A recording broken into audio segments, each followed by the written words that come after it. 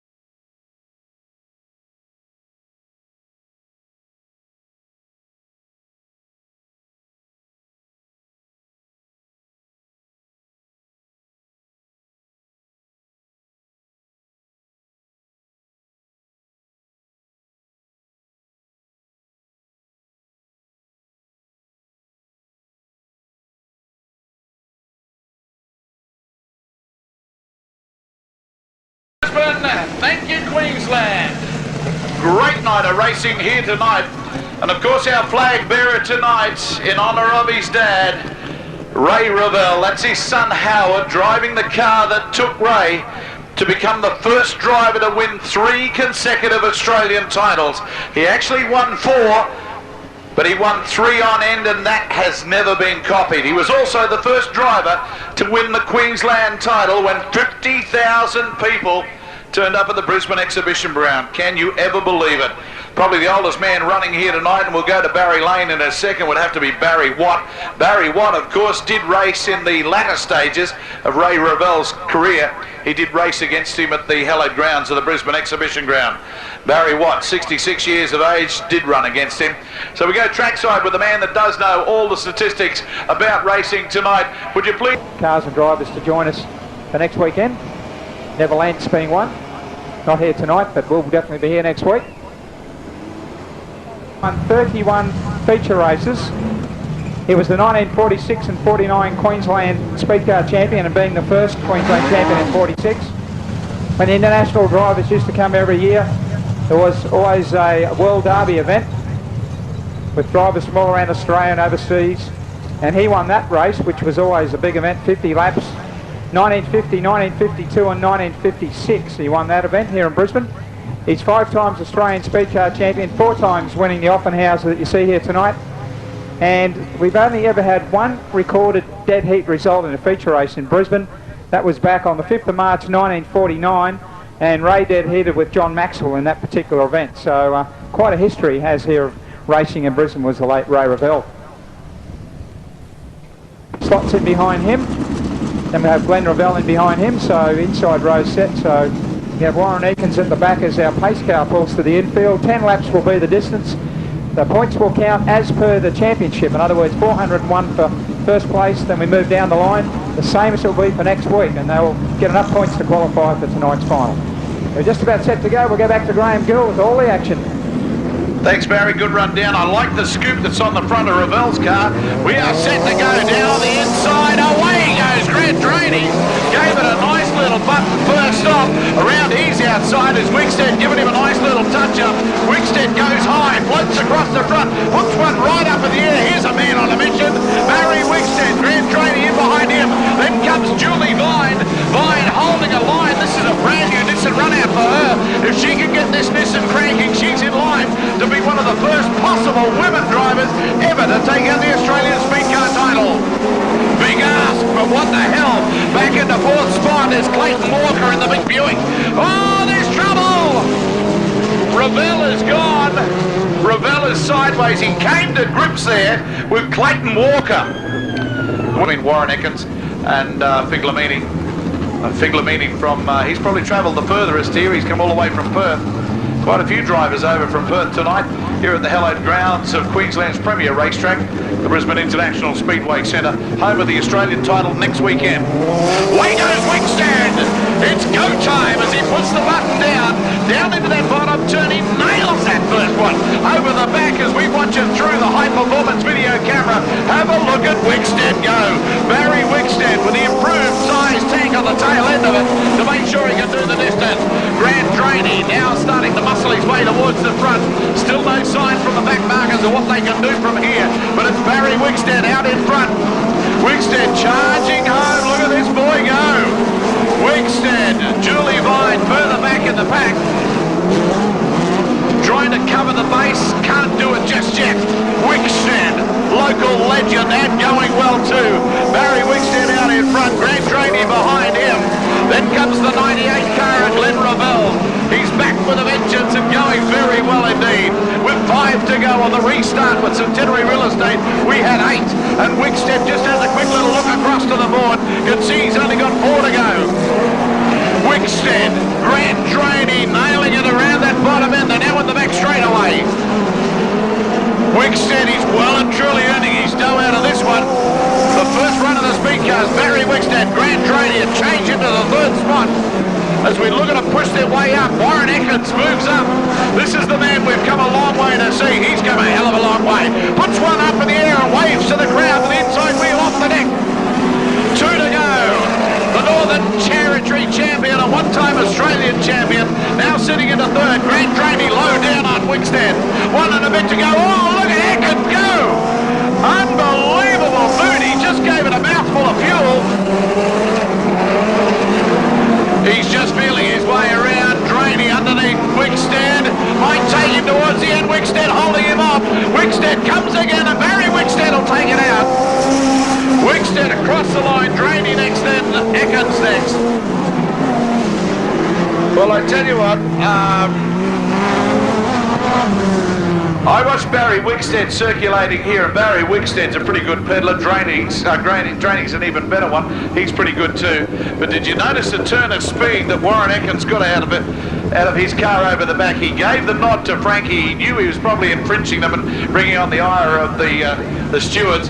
But Warren Ekins, the Terminator, has got a very nice turn of speed. Good run from Barry Wickstead, don't you think, Barry Lane?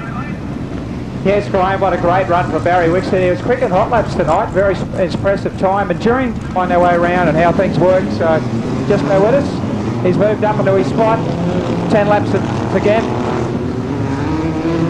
They tighten it right up. Scott Jenkins picks up room, catches up to the field. Peter Jan Jr. Can he get going out of position 6? Nice and slowly as they go. We'll watch for the green, and we're away. And Baseball from the inside, straight on with it. Round the outside goes Valentino, fronts up past, and the yellow lights are on. Yellow lights are on. Now I don't know what the problem was, obviously a problem with the start. Chief Steward, Peter Holland, has put the orange light on, and they've been given the word and the finger from Alec Allen to tell them to hold to that white acceleration line. No sneaking away early. You got to wait for the start, nice and even. He fed everybody. So I'll do it again. Scott Facebook driving a V6 Potter powered machine based on a V6 Chev. Been running this for a couple of seasons and you can see how quick it is. Very good off the line. So come around, we'll do this again. Let's see if we get it right this time. Nice and easy, and we're going, we're racing. And Burrow goes with him on the outside, but Burrow has maybe picked him up. He has two on the outside, edging down the back straight. Valentino up in the 3rd, Peter Jan Jr. already up in the 4th. Dean McAllen trying to find his way up in the Humboldt spot. But it's Burrow, Blazebrook, Valentino, Jan, back to bar. Dean McAllen, Mark George, and Scott Jenkins and Johnny Shipway. But Sam Burrow doing a good job in front. This 4-pound machine, and Volkswagen configuration, showing plenty of speed as he has Scott Blazebrook and Barry Valentino. Blazebrook shows the front wheels, and we have a problem. They straighten themselves up and carry on. Valentino's taken advantage of the situation and got himself to the front. Blazebrook comes back and Stan Barrow obviously with a problem. Yellow lights are on. So obviously reporters come through to the steward about what happened up there in turn 4. There's our witch's hat comes out. Result of that problem there. So and Scott Blazebrook's got to go back up into 2nd, so they're all sorted out. Everyone gets a fair go. And they'll come back around for a restart. 8 laps showing on our Centenary Real Estate lap scoreboard. You can see, look at the heads in the pits watching the racing. As we come around for a start, and Burrow leads the way quickly off the mark. Blakesbrook with him. Has a look down the inside, it's covered. Valentino's looking out this inside, and Peter Gent Turner now has Dean McCallum on his tailpipe. And Blakesbrook with a little bit of trouble there coming out of turn 4. Slowed noticeably as Burrow gets quicker and quicker up the front. So now Blakesbrook has dropped off. Not too sure if he has a problem. There's no visible signs from here, although he seems to have a trouble getting through turns 3 and 4. Now he's got Valentino and Jet all over his tailpipe, as now Mark George joins in the fray. But Stan Burrow, the veteran of Brisbane Speed Car Racing, heads him down, puts up another lap.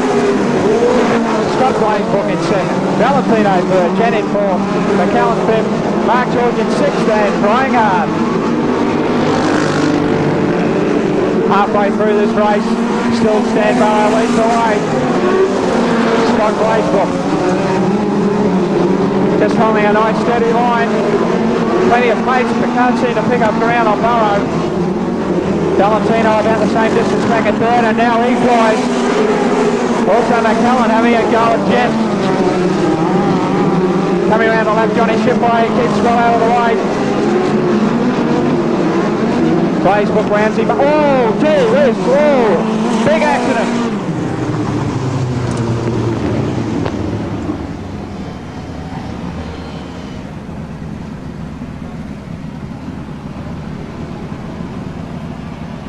Extinguisher, please. We have a fire extinguisher.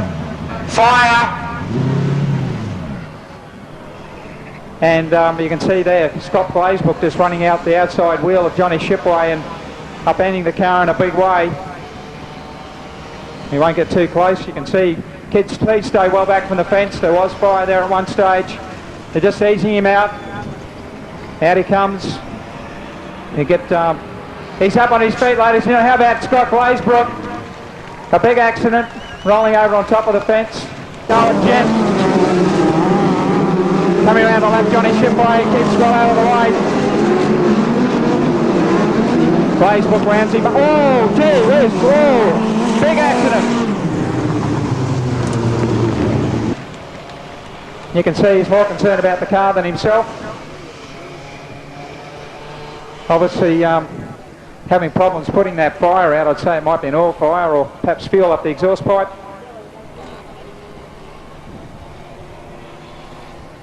You can see Scott picks up his steering wheel and walks away in disgust. Car owner Wayne Cover comes over to check him out.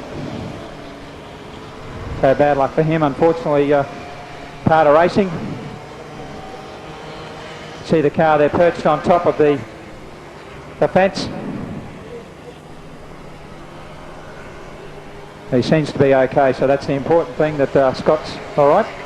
Come a long way to race and be here. Might just see if we can have a word to Scott.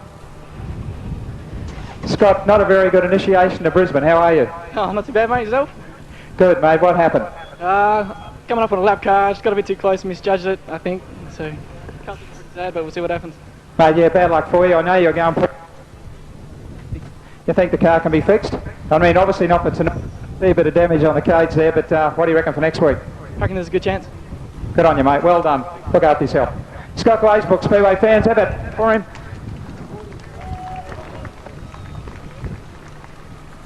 You can see there the car fairly extensively damaged in the front. The down tube is pushed in on one side, so obviously some work to be done during the week. And I'm sure that with the help that's available to them, they will be back here next weekend. So we have 4 laps to complete for this heat. And I'm sure these cars will be started up very shortly. I think the race order would still be... And you'll see John Shipway's car also being towed away, obviously with front end damage, where he got caught up with Scott Blakesbrook. And the smoke's not coming out of... That Peter Gent from Victoria has gone very well for his first time here. No stranger to speed car racing, he's been doing it for quite some years. A very nice little car prepared by John Sydney Racing. And we're away. Restart number 5. And Valentino's keen to go on with it. Now Dean Allen's moved up the inside of Peter Jan, up the 3rd spot. This guy is impressive. Now look at the speed of that Gertie. He hammers it into turn 3. Now Valentino, he just can't find 1 spare inch to get past Stan Barrow. That's all he needs. But Stanley's only a nice tight line and making it very, very hard.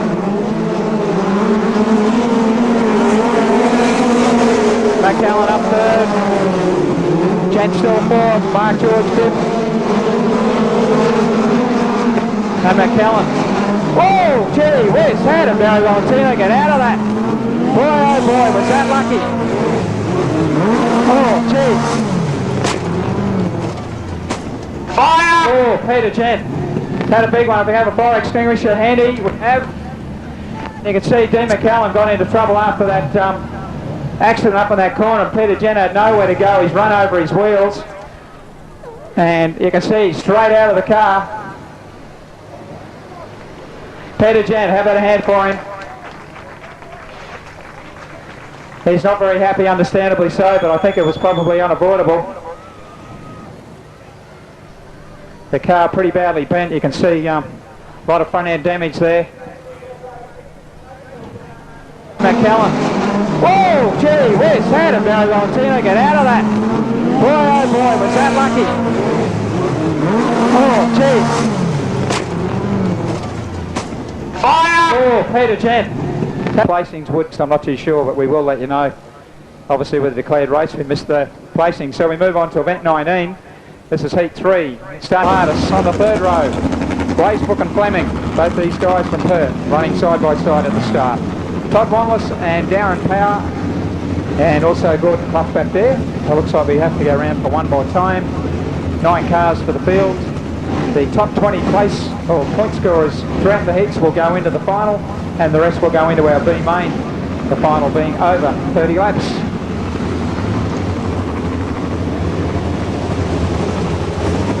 So we're all set to go.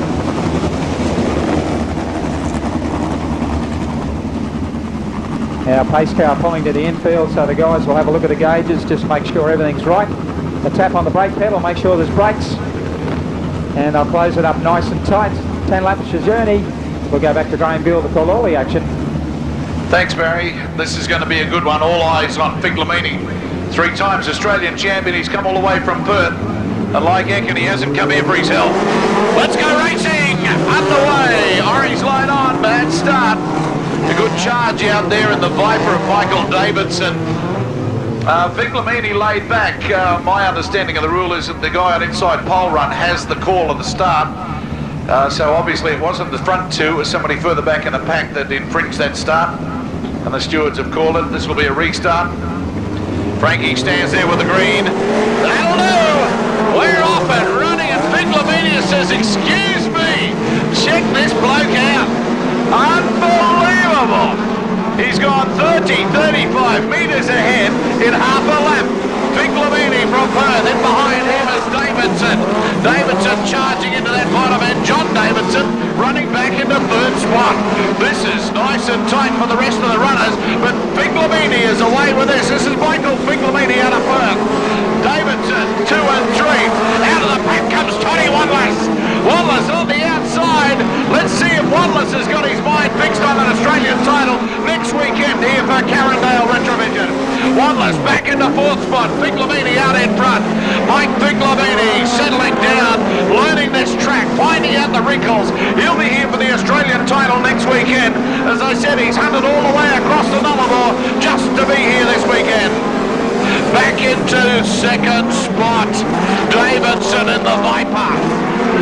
Michael Davidson holding them all at bay. Then comes John Davidson sitting there in the number 12. Toddy Wanless back into 4. They're spread out like Brown's cows in this heat.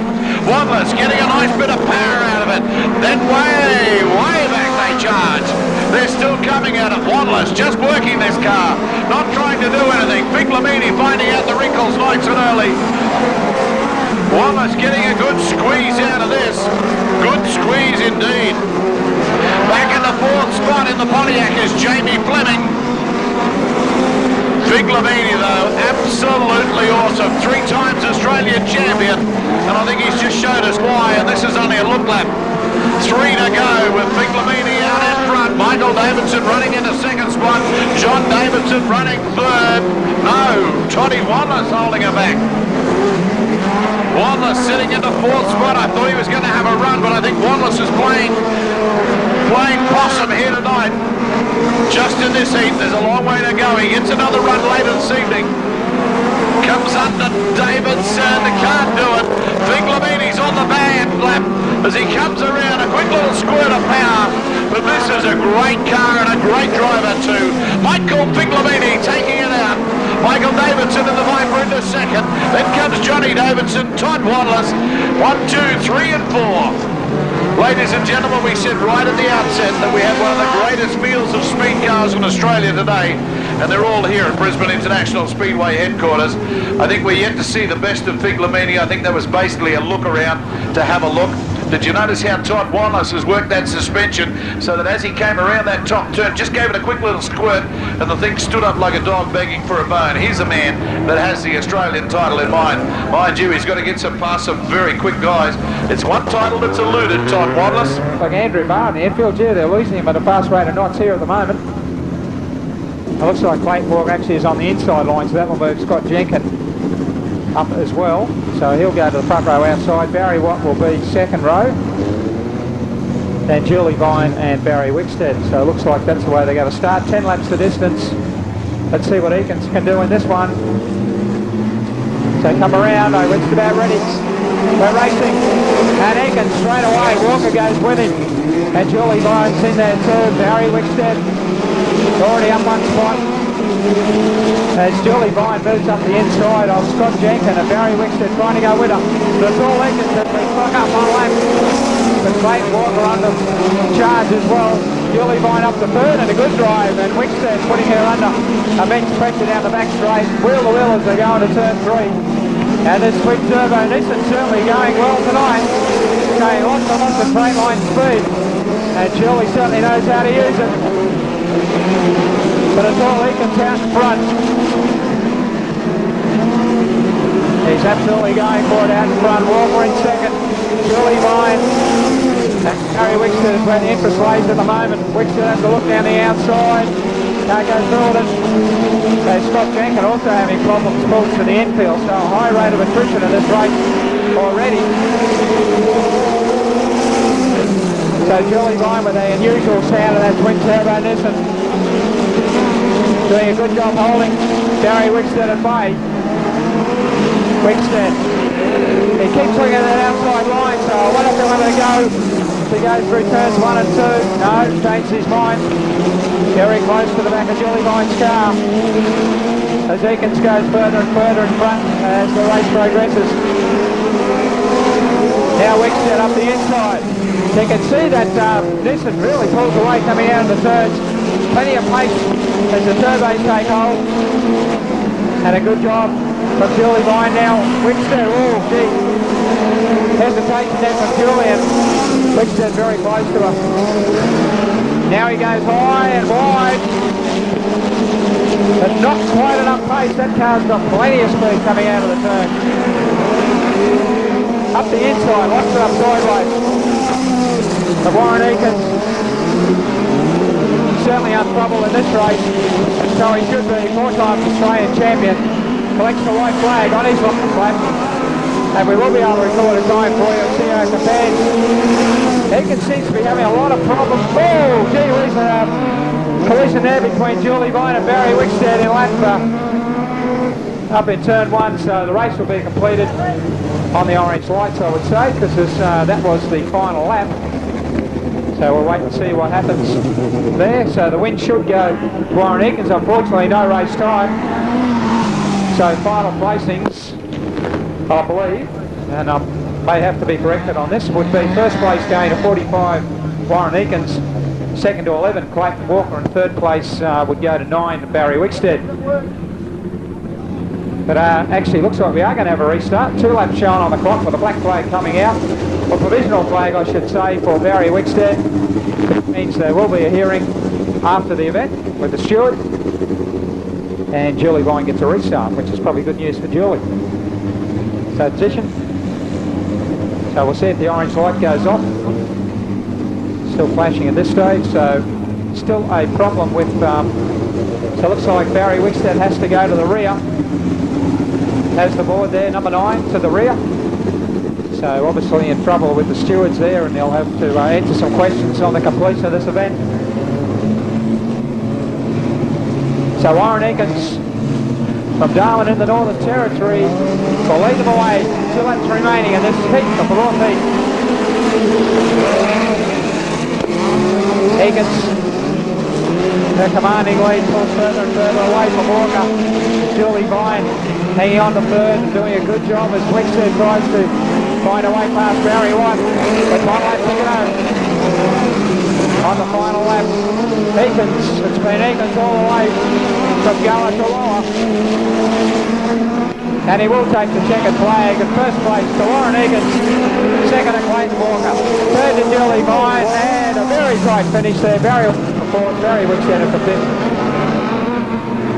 And how about a hand, Speedway fans, for our Northern Territory visitor, Warren Eakins, the winner of heat number 4, and picking up some very valuable points going into tonight's Ray Revell Memorial race.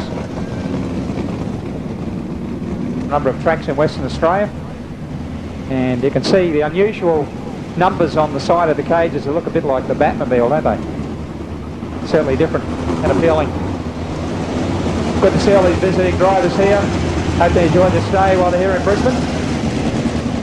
As Mark George fires up again, obviously some slight problem there that they fixed up. So he'll take his place up in the field. I'd say probably off somewhere up the second row somewhere, if he can get his way through there. Once again our distance is 10 laps. And there he goes, he slots into the second row. Obviously with cars being scratched, it does confuse the drivers because they're told to follow a particular car. The number's not there, they're not too sure exactly where they should be. Looks like they've slotted into their spots.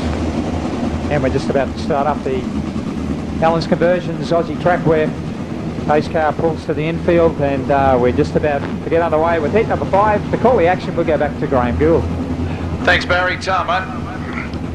Barry Lane, of course, Mr. Stats, will be looking after the next heat. All the heats running up to the Ray Revell Memorial are over 10 laps. On the Centenary Real Estate board on the far side, we are set to go as the big boys give it a nice little shake up. Gordon Clough has given it a hell of a hiding to get out of there. Cloughy moves away beautifully. Have a look at this for a turn of speed. We thought Julie Vine was fast last time out. Check this man out. Underway, going hard at it, Glazebrook in the big Gertie. Fires it up. Look at the way he stretches it out like a rubber band. Glazebrook around that top end and is in front. Right behind him and nailing it is Gordon Clough back into the second spot. Glazebrook holding the better of it. 1 full length of the straight, he is ahead. Glazebrook round that top end, chips it hard, floats across the top like he's troweling off cement. Up behind him comes the local legend Johnny Davidson. Davo into third spot. Comes hard at him, he's got no answer for it. Clough's got no answer. Out in front is Mark Glazebrook, and he's got the Gertie running beautifully. Valentino trying to cover the ground. Mark George back into fourth spot. Davo holding that third. Valentino in the new Fuchs unit. Coming up hard, 1 full length of the straight. Look at him, punching away. Down to 5, he can get out fourth from here and still win it. Mark Glazebrook, round the main straight away he goes. They click back the laps on the Centenary Real Estate board. Back in the second spot is Gordon Clough. Clough holding him off, he's sitting right up in the middle of the track. Now apexes that corner and comes down. Look at the perfect line that Clough's got on it. He's got it measured, Davo's trying to get up to him. Johnny Davidson, then comes Mark George, then Barry Valentina.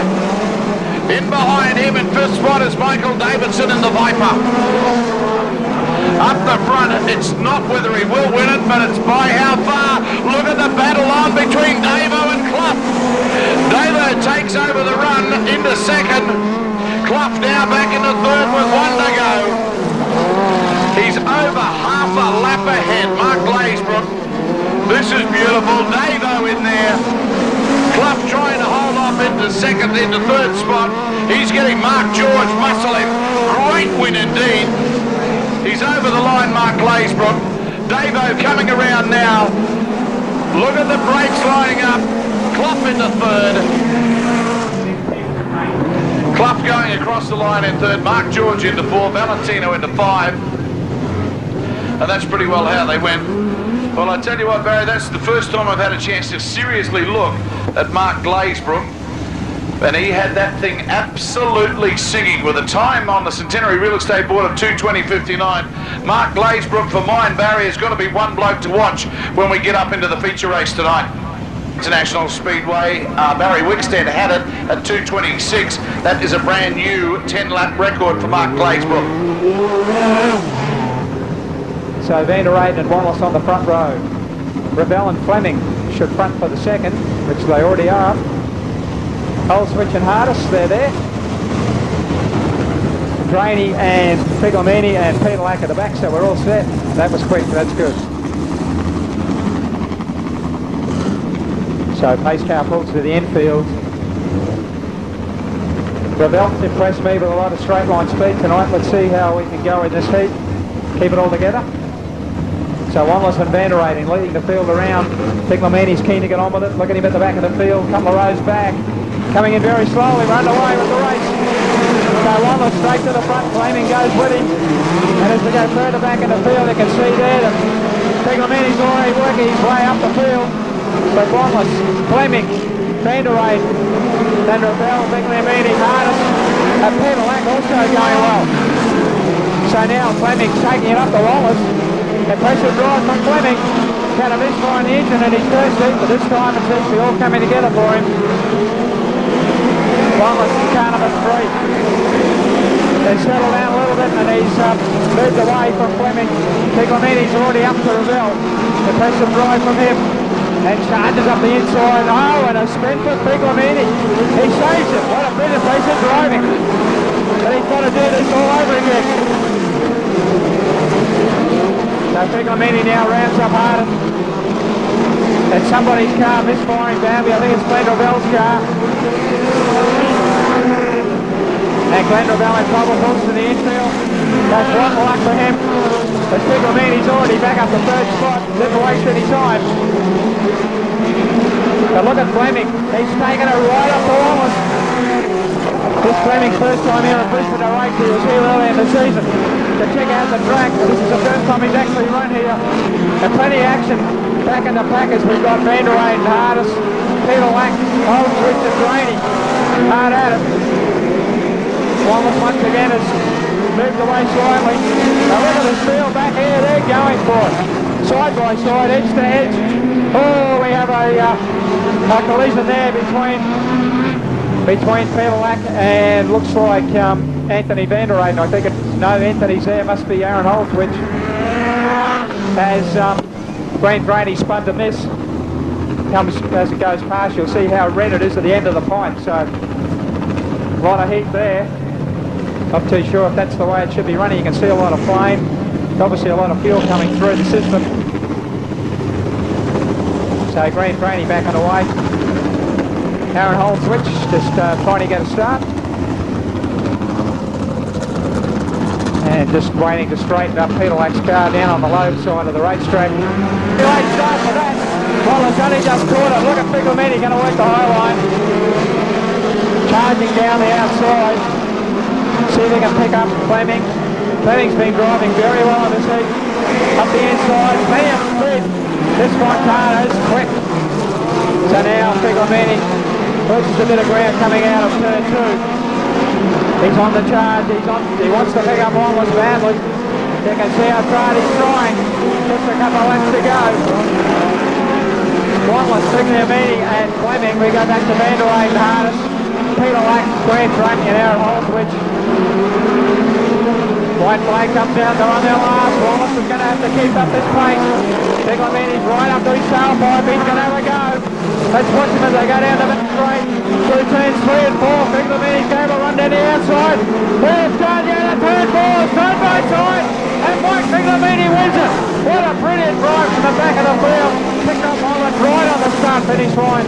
Third place goes car number 34, Black Clipper Mini. How about that, Speedway fans? That's speed car racing at its superb best.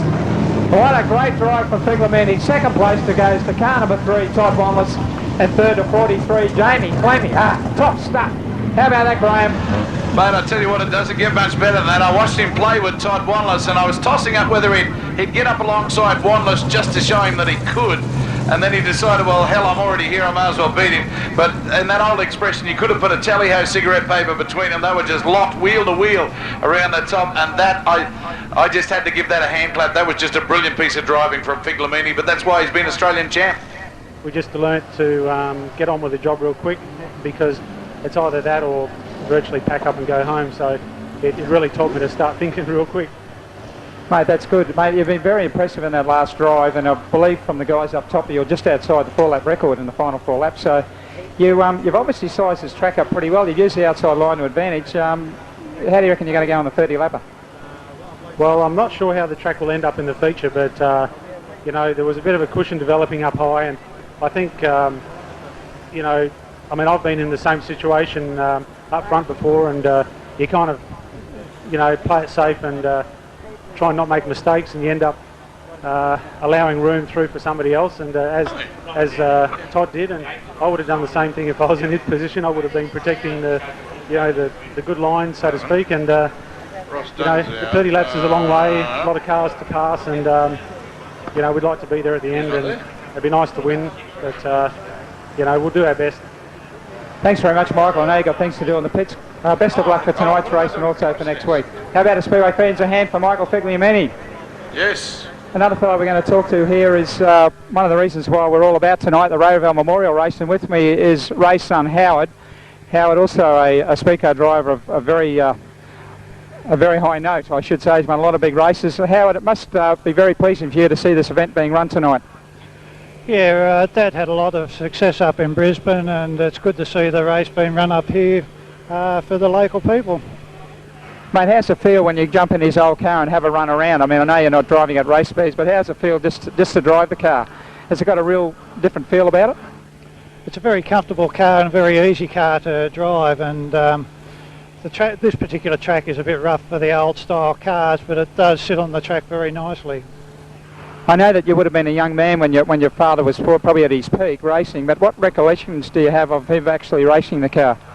Well, one of the fond memories I have is when he was racing in Brisbane at the exhibition ground. It was a World Derby, and that would have been the last time he ever raced in Brisbane. He ran third on the night behind a couple of Americans, Bob Tattersall and Leroy Warrener. Mate, you did very well yourself in speed car racing. Obviously watching your son go around, how do you feel watching him racing yourself, like your father probably when you were racing? It's pretty hard to watch your son doing the job. It's different when you're out there doing it yourself.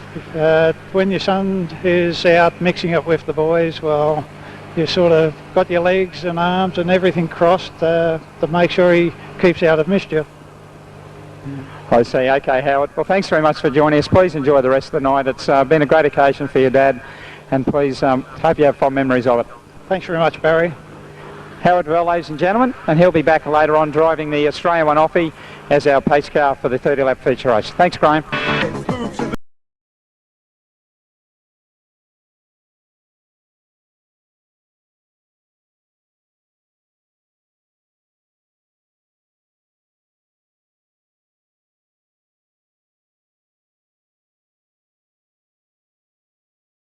Gentlemen, and a wise decision. I think this is pretty smart. I saw it with the World Series last weekend, so that everyone who came to see the feature race gets the feature race. We're going to hold off on the club sedans and go straight to the Ray Revell Memorial feature race for speed cars.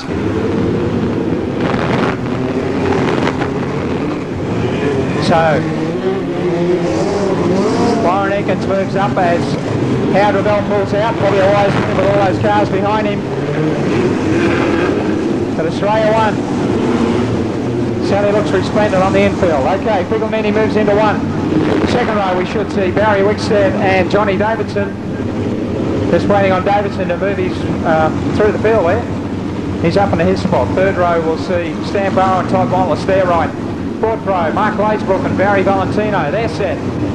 Clayton Walker and Michael Davidson, they're right to go. Although we're missing Michael Davidson, he's right back at the back of the field. So obviously something amiss there with Davidson's car.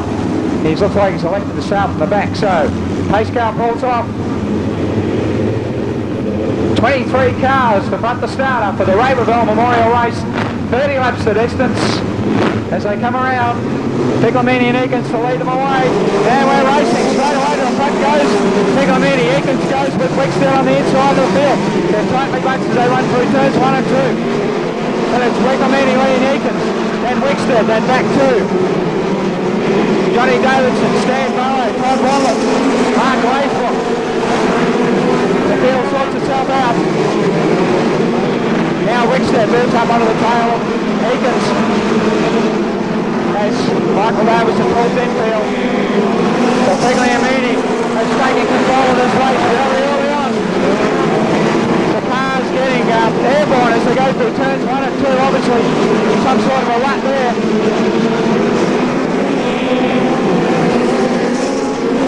And as cars thick and fast, Clayton Walker leading a field through the field of a bunch of cars with Valentino, Glazebrook, Draney, and Scott Jenkins pulls out of the event.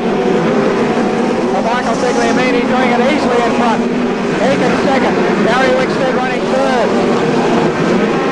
And we have a car in trouble, looks like Stan Barrow in turn number 2. So he picks up speed, gets going again.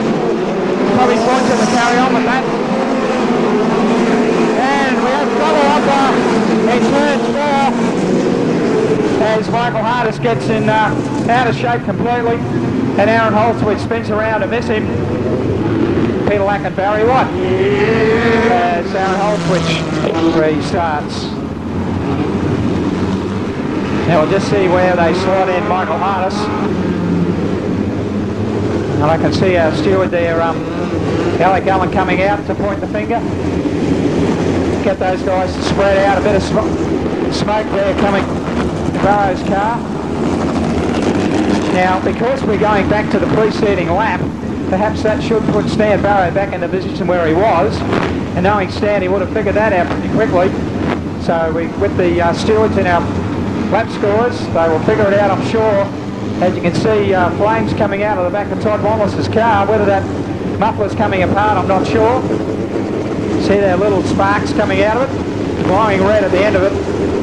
Now it looks like the steward said, that's it, that's where we're going with.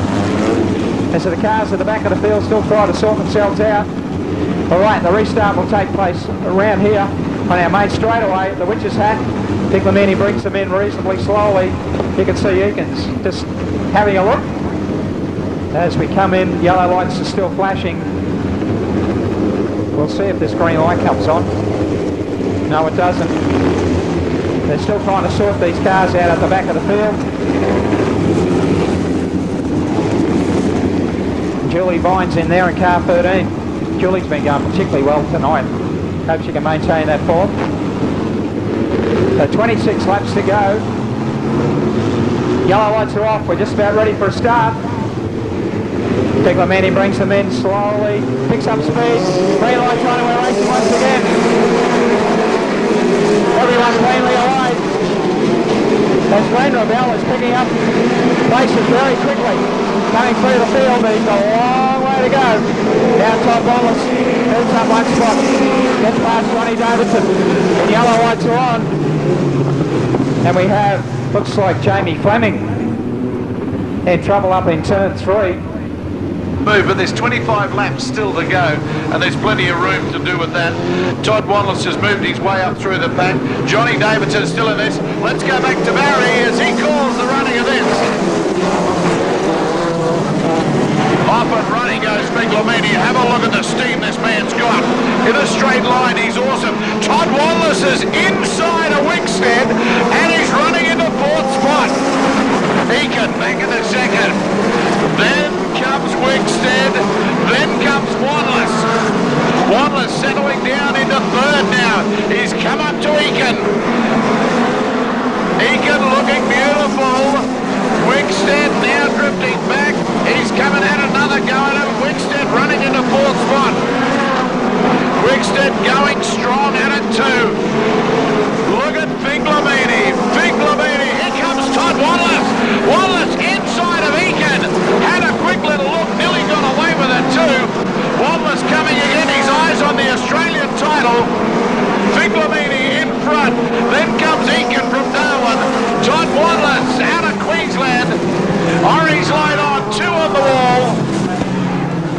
on the wall on the high side. That's Julie Vine is one. Can't quite pick out the other car that's got his bum up against the wall. But Julie's car got a fair bit of front end damage. I can't see it really well from here, but the front axle pushed right back into the frame, so obviously all not well there. Next weekend for Carindale Retrovision. The car is actually fully sponsored by Carindale Retrovision, so Todd wants to put it right up in front for the sponsor. Getting a fair bit of flame coming out. That is Barry said his muffler might be falling to pieces, and that could be very well what's wrong with it. Let's go racing! Underway goes Big Lamini. Look at that speed he's got straight off the blocks. Big Lamini, Eakin, then comes Todd Wallace. Further back in the pack as they start to charge up towards the front. Have a look at this move here. The number 11 car of Clayton Walker. Walker has just shuffled his way through. He's coming up behind Wickstead now. He's put himself into 5th spot. Wickstead holding it at bay, waiting for Barry Valentino to move through this pack. He's just back in behind the number 8 car of Stanley Burrow. Valentino running for Fuchsville's delight. Trying to find that gap but can't. Big Lamini. He can look at Wallace! Wallace inside! Big pile of smoke coming out of that engine right now. That don't look good, Sheriff. Look at the smoke pouring out of it. Wallace is in trouble. He's watching the oil pressure. He's looking down. There's a fair bit of smoke pouring out of it now. I think Toddy Wallace can say goodnight, Dick, to this, but we'll see how we go. 19 laps to go. Eakin is gone. Eakin is gone. Slowed right off. Todd Wallace wheeled him. Wallace climbed all over him. Then Wickstead said, well, get out of the road. I'll have a go at him. Two together at the top. Barry, I missed that. I was too busy watching the battle that's going on for the miners here. Now, Glazebrook, who did a blinder in one of the early heats, he's back and he's okay. So all cars going again. On the restart for Centenary Real Estate, we've got 19 laps to go. Well, Barry, this is starting to turn into a nice little bun fight. I don't think Todd Wallace can beat Big Lamini, but he's given Warren Eakin a nice little run for his money, Barry.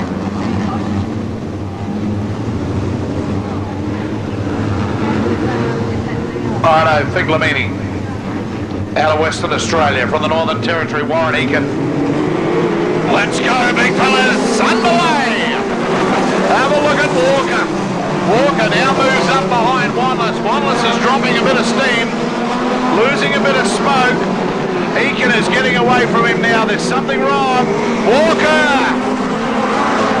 All over the place. So too was Valentino. He wound up on the infield. He's now back out racing again. But Michael Big Lamini from Western Australia is absolutely awesome. Big Lamini, Eakin, Wallace, all over him like a cheap suit. Wallace shaking him a bit now. Eakin backing off. Wallace coming at him. So too's Walker. So too's Wickstead. Johnny Davidson in this one too. Davidson coming up to Walker. 16 laps to go. It's all Big Lamini. Big Lamini looking good. Out in front, he is charging away with this. Nothing to worry about. This man will be hot to trot and will go into the Australian title for Carindale Retrovision as favourite, and justifiably so. Big Lamini in front, Warren Eakin. In behind him, then comes a smoke-billowing Todd Wallace. After him, back in the 4th spot is Davo, Johnny Davidson. Then you go back to Clayton Walker, then Barry Wickstead, then Grant Draney, and there's your top 6-pack. Todd Wallace has gone past Eakin. Wallace up into 2nd spot. Eakin now back into 3rd. Eakin's holding him at bay. He's going backwards. Eakin is trying to do it but can't. Big Lamini in front. We're down to 11 to go. What an absolutely brilliant bit of racing. Let's go back to Barry Lane as he brings us home with the final 10.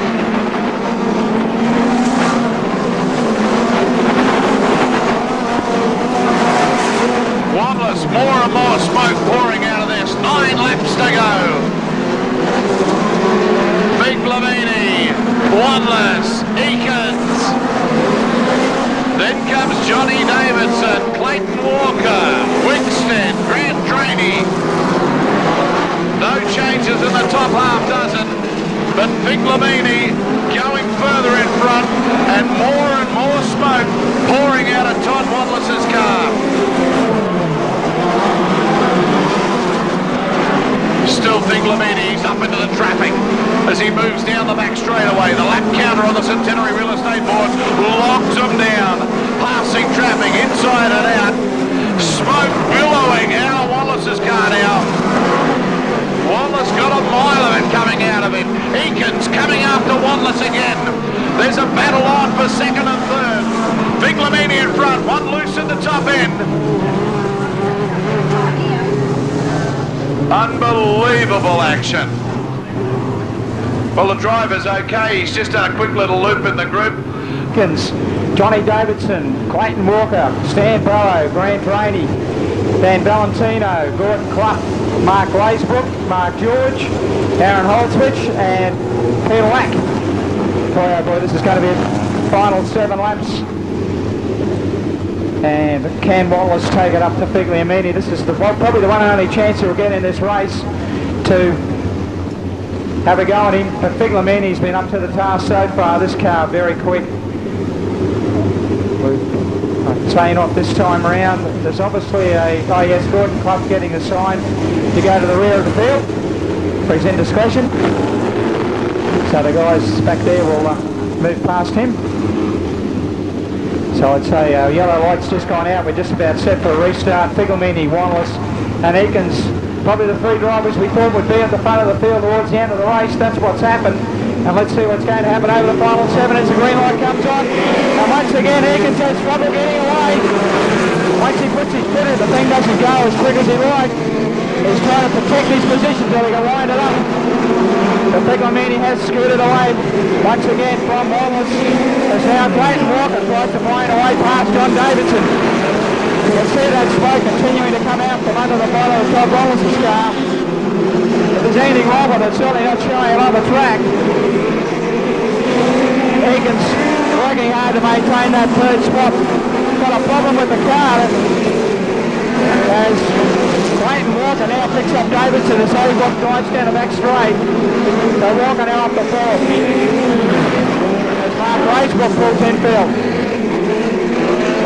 Grant Rainey picks up Stan Barrow and Valentino moves past Mark George.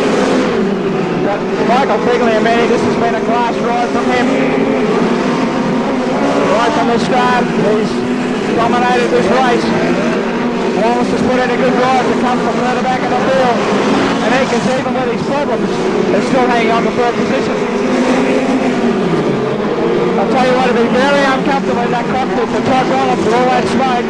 He'll be inhaling that. He won't be feeling too healthy by the time this race is over.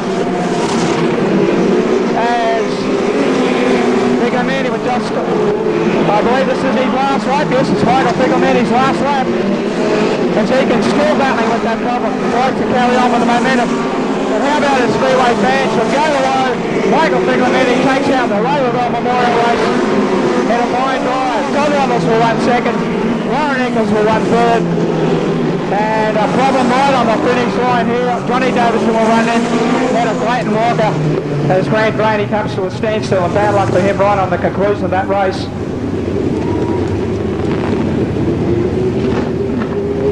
So what a fine drive there for Mike Big Lamini.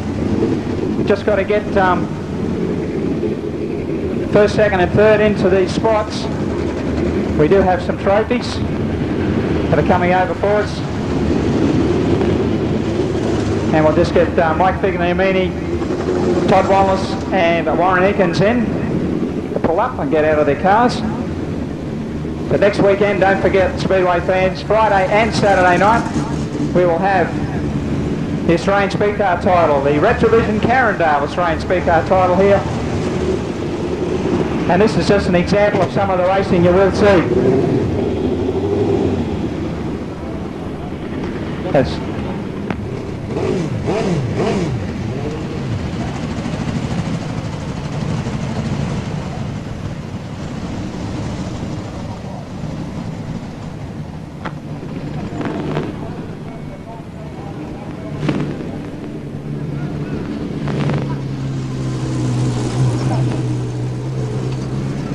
just give the guys a minute to get out of their cars and unbuckle. It's 30 laps is a long way.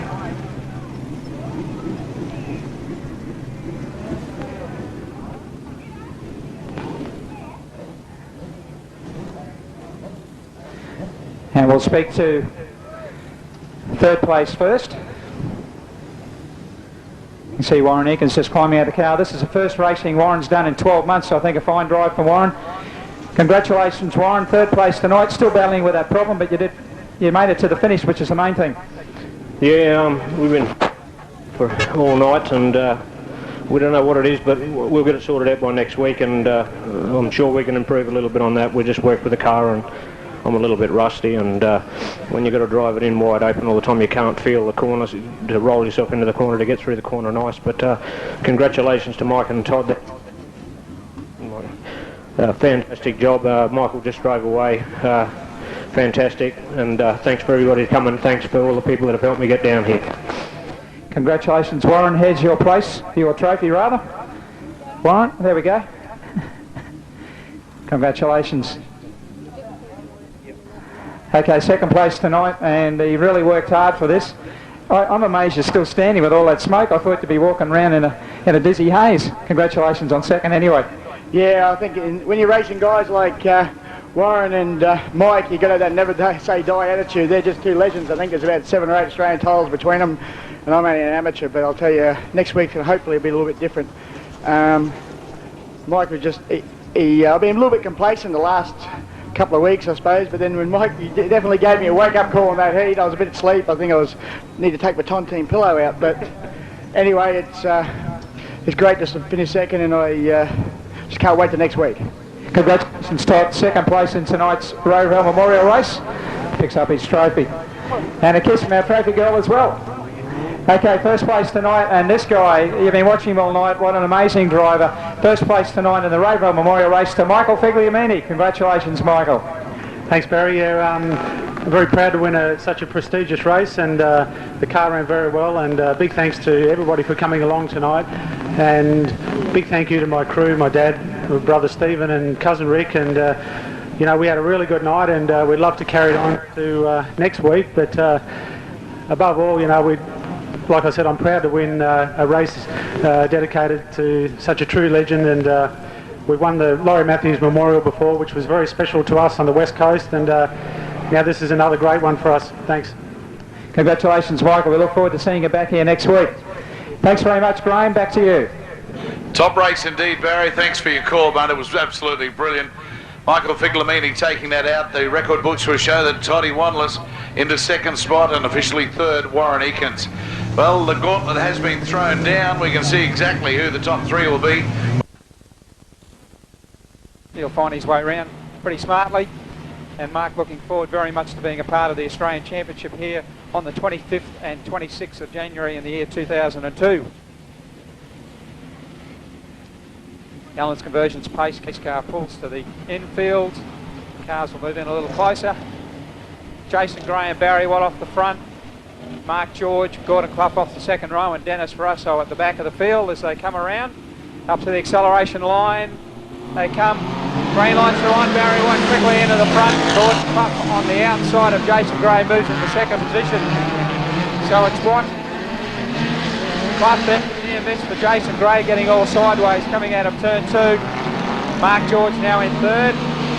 Gray's recovered, ducking away again. So it's Barry Watt and Gordon Clough at the pointy end of the field. These two guys have been racing wheel to wheel for quite some years. The Barry Watt in the Cosworth, Gordon Clough on the Pontiac.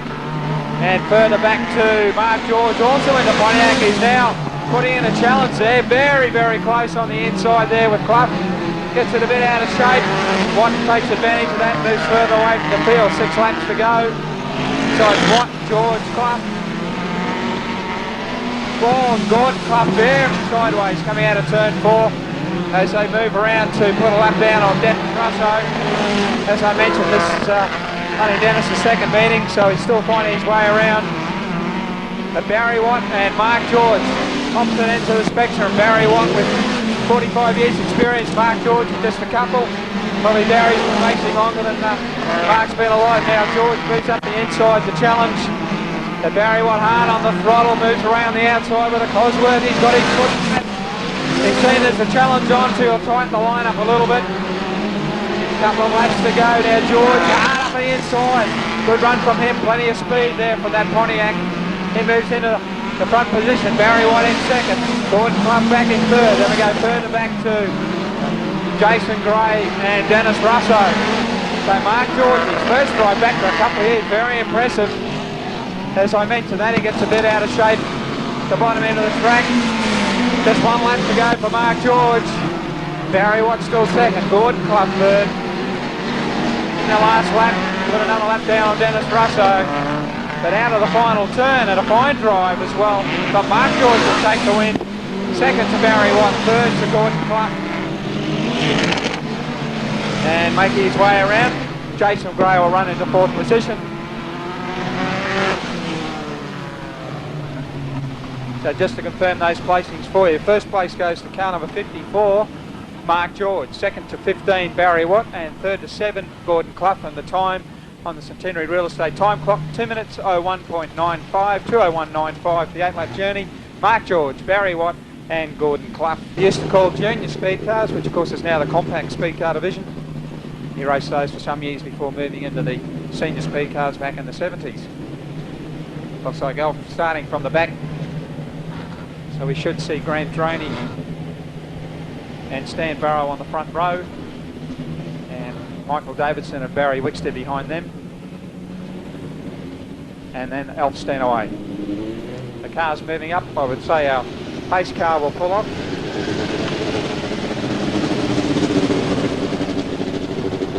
Lights are off. The interesting contest on the front row. Stan Barrow's been going particularly well. Also Grant Draney certainly knows how to push the pedal down.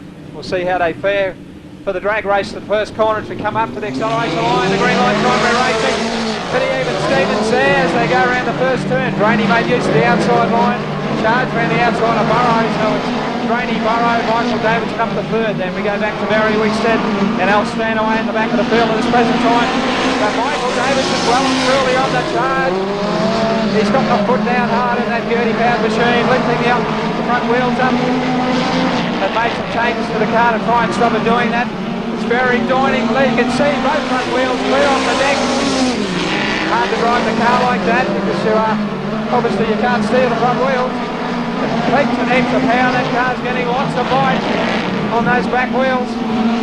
But it's Grant Draney all the way out the front. He's just going further and further away from the field. Stan Barrow's still doing a good job in second. Davidson third. Wickstead fourth. And Stanaway back in fifth. And Davidson still stepping at the heels of Stan Barrow. With those handling problems, can't quite with the car where he wants it to go.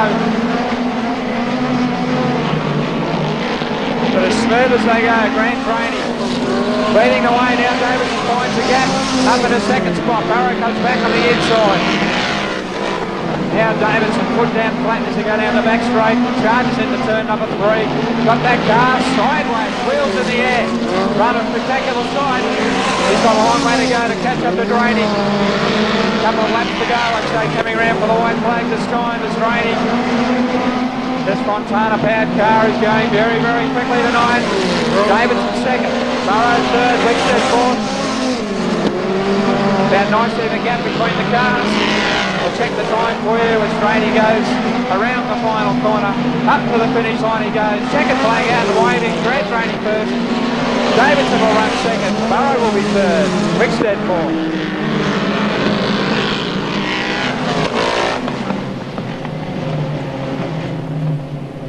Righto.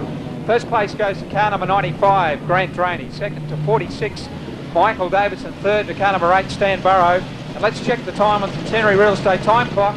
8-lap journey, 153.24. 153.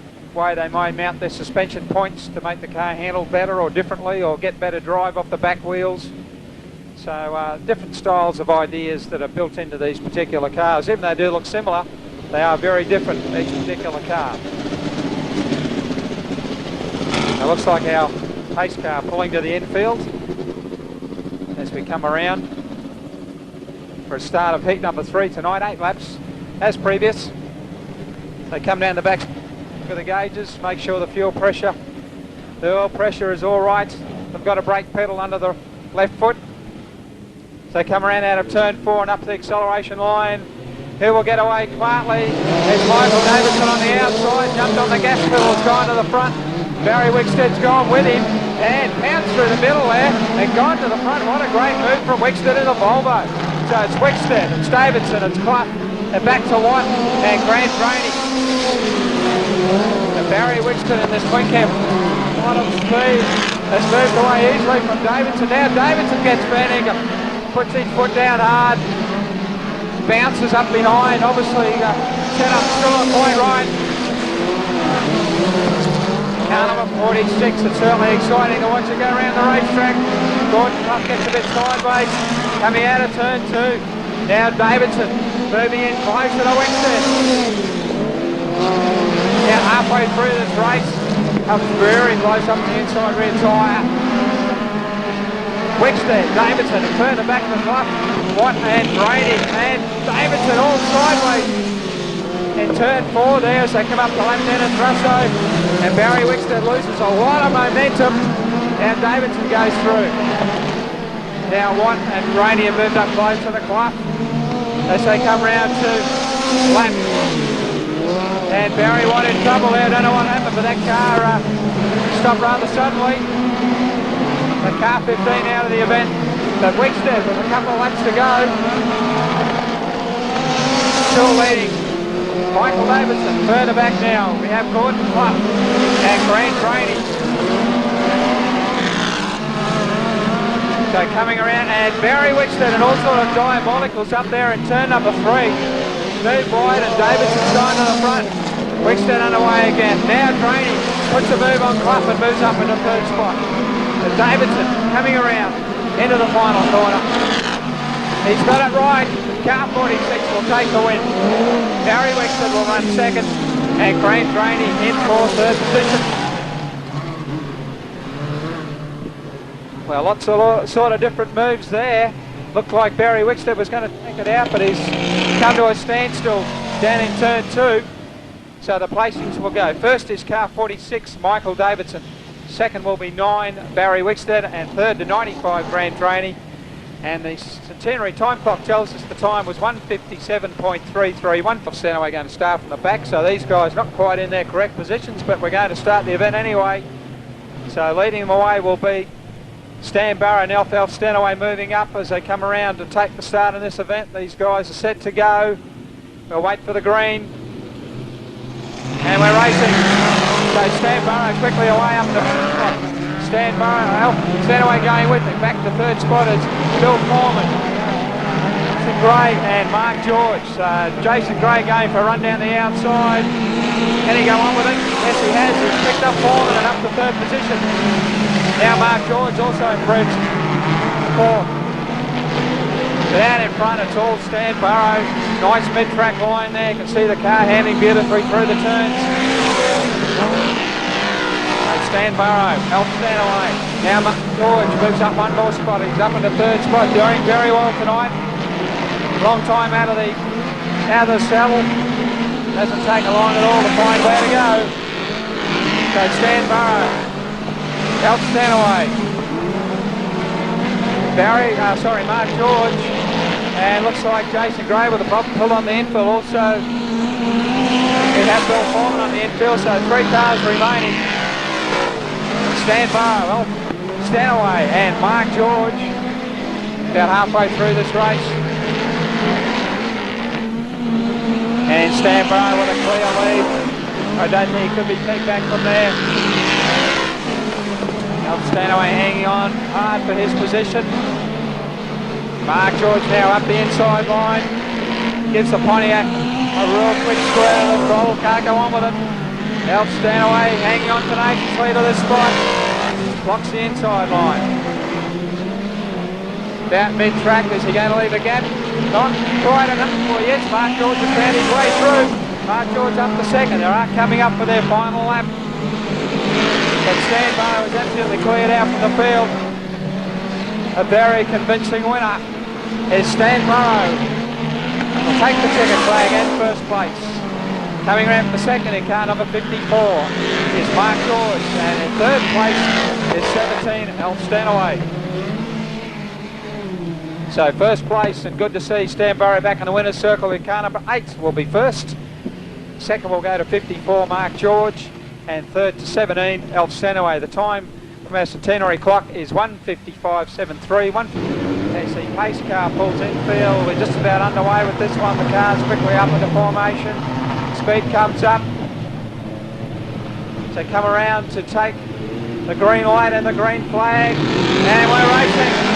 Drag race to the first corner. Alf Stanaway got the better of that run. Mark George, Barry Watts been squashed high. Touch of wheels there as they go down the back straight. Oh, gee whiz. Very close call there. We have Barry Watt and Grant Graney sideways down the back straight. Have to go again.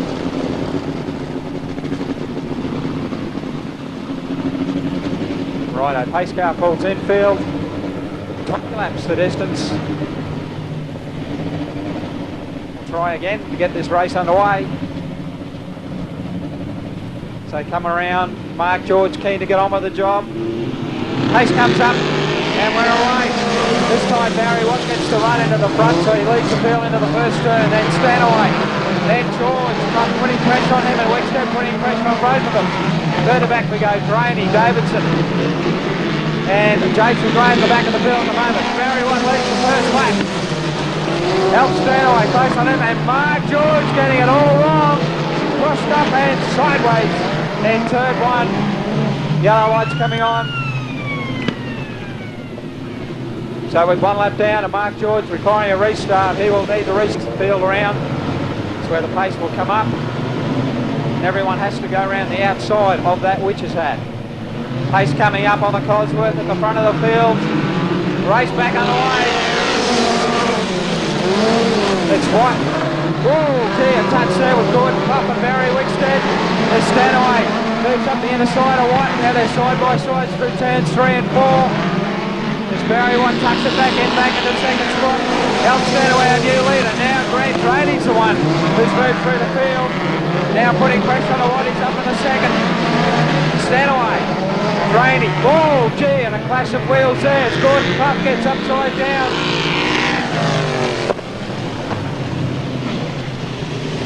I say getting caught up in the soft clay on the inside of the racetrack has tipped the car sideways and put it upside down and back on its wheels. So obviously we will require a tow truck to remove the car as we have a full red light situation.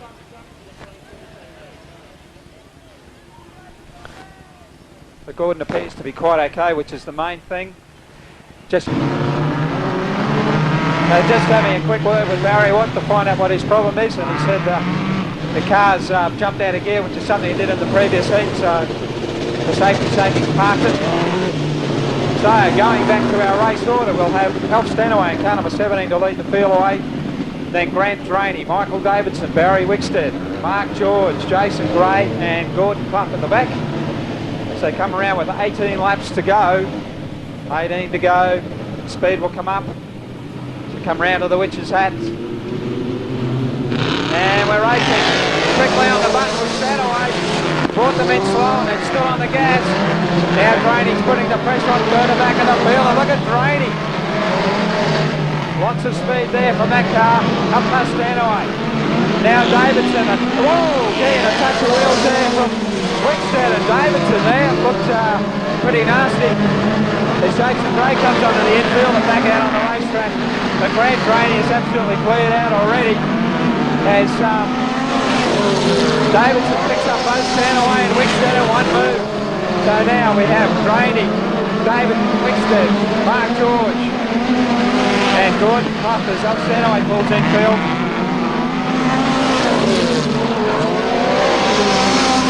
So Granny's starting the season rather quietly.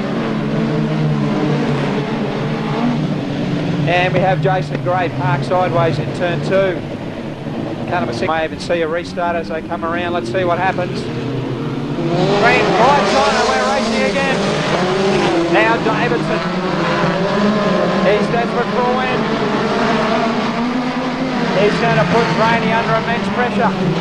Whoa, Davidson picks up the wheels in the middle of the corner. Pushing very wide on the racetrack and Wickstead takes advantage of that. Yellow lights are on. Looks like Jason Gray may have spun again, so I'd say he has some sort of problem with the car, just not wanting to handle at all. That caught them all napping. So Wickstead now the lead in the sandwich with Rainey and Davidson. As Mark George is just sitting and waiting in 4th position. And Gordon Clough still with him. Rainey, Wickstead, Davidson.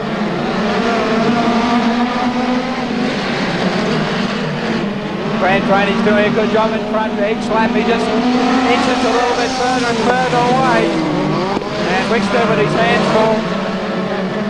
But Davidson in his tailpipe.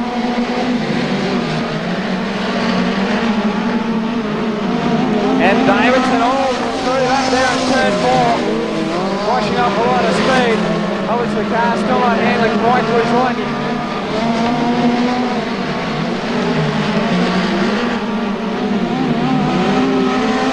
Now Davidson saw an opening but not close enough to take advantage of it.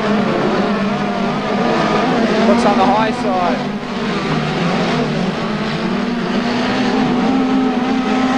He's trying everything he can to get up to Wickstead. Just can't quite make it. Mark George still going well in 4th. And Grant Rainey just moving further and further away. The lap's ticking down, about 8 months to go. Wickstead, Davidson, Barry Wickstead would be able to hear Davidson, not knowing exactly how close he is. And once again, Wickstead gets wide that corner, and this time it's enough for Davidson to get through. Now Mark George wants to get through as well. He'd love to pick up a placing in his first week. And look at that, down the outside, he goes a brilliant move for Mark George. Picks up Wickstead and goes on with the job. And now Drainey with a big lead over Michael Davidson. Mark George is 3rd, Barry Wickstead 4th, and Gordon Clough still hanging in there. 5 to go. 5 to go for Drainey. I don't think there's any chance that Davidson will pick him up in this unless we have further stoppage. He comes across the finish line one more time. Drainey and that Montana pound still. On fine form tonight. Michael Davidson 2nd. Another feature race places for him. Mark George in 3rd. I'm sure he'll be very pleased with that, Mark. Nice and smooth driver. Nice and easy movements on the steering wheel as you watch him go around through turns 1 and 2. Now Gordon Clough can Barry Wickstead. I'd say Wickstead has some sort of a problem. He's slowed down the last couple of laps. Now, Gordon Clough, you see when he puts his foot on the brake, those brakes aren't glowing red. So that may be a legacy of that accident he had. The white flag is out. They're on their last lap. And Grant Rainey with just a couple of corners to negotiate as he comes into turn 4 and on his way up to the finish line he comes. The winner of tonight's feature race, Grant Rainey. 2nd goes to Michael Davidson. 3rd to Mark George. 4th will go to Gordon Clough, and what a great drive from him after that incident. And those brakes are glowing red hot, obviously locked on. And Barry Wickstead should make it around the finish line to pick up 5th position. So just to give you those final placings for you, first goes to 95, Grant Rainey. 2nd goes to 46, Michael Davidson, and 3rd to car 54, Mark George, and the time I believe would be for 18 laps. 3 minutes 20.23, 20.23. 3, I think Todd Wanless make his way onto the track. Ladies and gentlemen, the national anthem.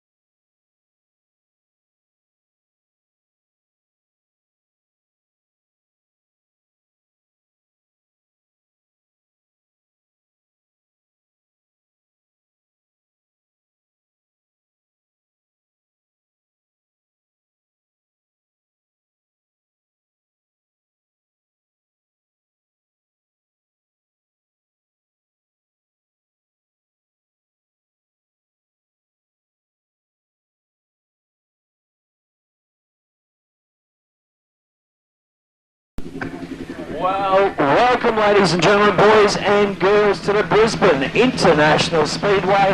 One car looks like Alf Stanaway, a non-starter, so just the 4 cars. Bill Foreman and Mark George on the front row, Barry Watt and Gordon Clough on the second row. And I would say the pole car, or the pace car, will probably pull off as he comes out of turn 4. We'll keep an eye on things as they come round. Looks like the 2 cars on the outside are both the Berwick and Beast chassis. The 2 cars on the inside are both Gardner chassis out of the Gold Coast. So speed starts to come up. They'll move up the acceleration line and the green light should come on. We're away. Best on the outside was Mark George, goes smartly to the front. Gordon Clough has moved up 1 position around the outside of Barry Watt. Bill Foreman currently running second. And Mark George running away with this event at this present time. So come around the clock up 1 lap. Gordon Clough runs wide and Barry Watt moves straight up the inside. They're neck and neck as they go through turn 1. Clough now has dropped back to 4th position, very wide in turn 2. But Mark George has moved smartly away from the field as he comes around to complete 2 laps. Bill Foreman still holding on the second spot, Barry Watt in 3rd, Gordon Clough in 4th. And Bill Foreman doing a good job. This engine's been rebuilt during the week and performing quite well as now Gordon Clough moves up closer to Barry Watt at the back of the field. And Barry Watt also moving up a bit closer to form, but it's all Mark George. He's cleared out the length of the straight in front, about halfway through the event. And now a bit of crackles there from Barry Watt's car as Gordon Clough moves through and up to 3rd position. So noise is there from one of those cars. I can't pick which one it is. No one slowed down, so obviously nothing too serious. With 3 laps to go. So Bill Foreman now is job ahead of him to hold on to 2nd spot as Gordon Clough just edges a little closer. Looks down the outside, down the back straight. Will he go on with it? Down the outside in turns 3 and 4. Can he go on with the job? He has superior speed on the outside there, so Gordon Clough, a good drive from him, has moved into 2nd position. Bill Foreman still hanging on to 3rd spot as Mark George comes around to take the white flag on his last lap. So now Gordon Clough in 2nd, Bill Foreman 3rd, Barry Watt in 4th. So it's all Mark George. He's absolutely annihilated this field as he comes out of turn 4. We'll move up to take the checkered flag. We'll get a time for you shortly. Gordon Clough will pick up 2nd position and Bill Foreman in for 3rd. So official placings will be car number 54, Mark George in 1st spot. In 2nd spot will be Gordon Clough in car number 7, and 3rd will be 21 Bill Foreman. The time 1 minute 57.29, 157.29 for 18 on pole, of course. Wallace beside him, Burrow and Davidson on the 2nd row, and Wickstead and Draney at the back. And Michael Davidson there just holding back, moving through now.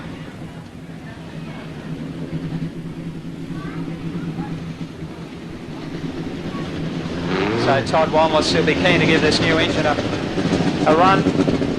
It's actually an engine that Ross Keener, who owns this car, bought from Ken Irwin in the United States. It was actually built up for Kenny Irwin Jr., who was unfortunately killed in a NASCAR accident last year in the United States.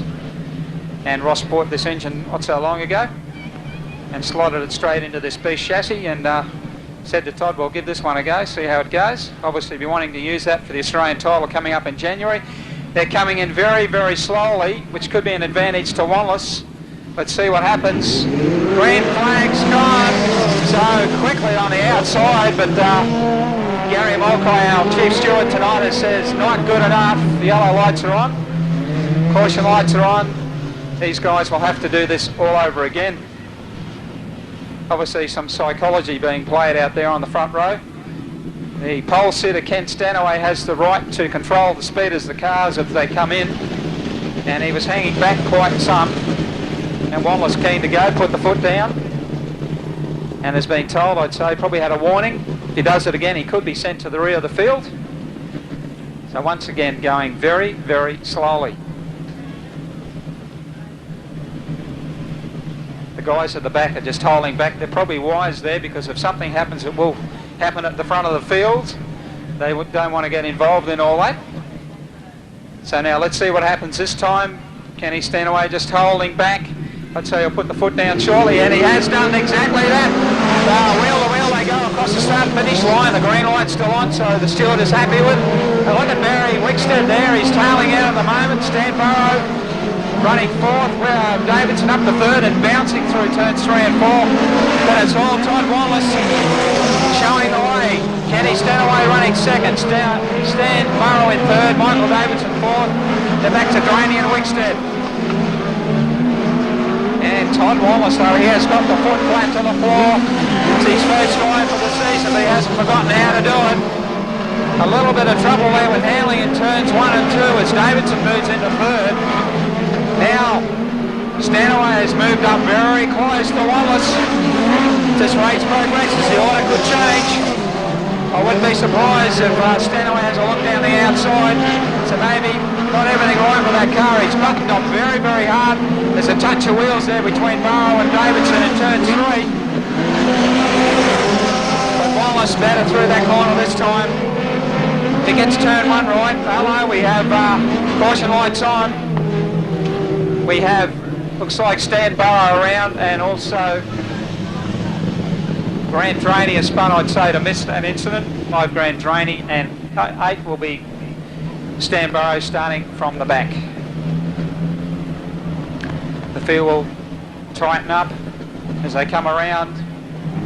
Todd keen to get started with this event. As I say, they have to restart at this witch's hat. All cars will go single file past the hat.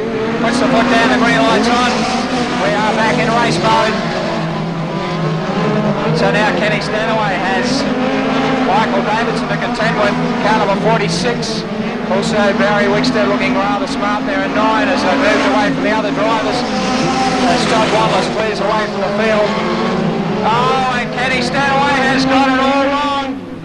So Stanaway sideways and Barry Wickstead with nowhere to go has spun the car, and also Stan Burrow there has spun car number 8 to miss.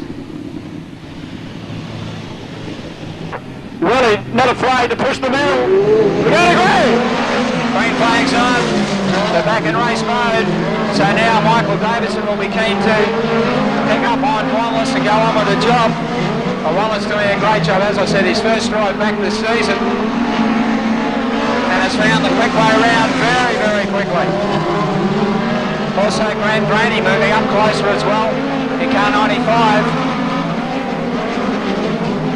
Coming around to take the white flag. Wallace only has 1 lap to go, and I don't think he will be beaten from this point.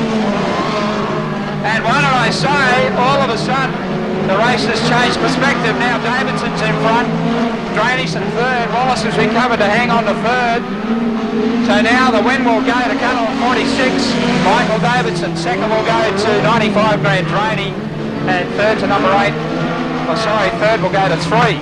Todd Wallace, and the time for 3 laps 44.49 for the 3 laps, and the result will be 46 Michael Davidson in first, 95 Grant Draney in second, and third will be number 3 Todd Wallace, and the time on Centenary Real Estate time clock 44.49.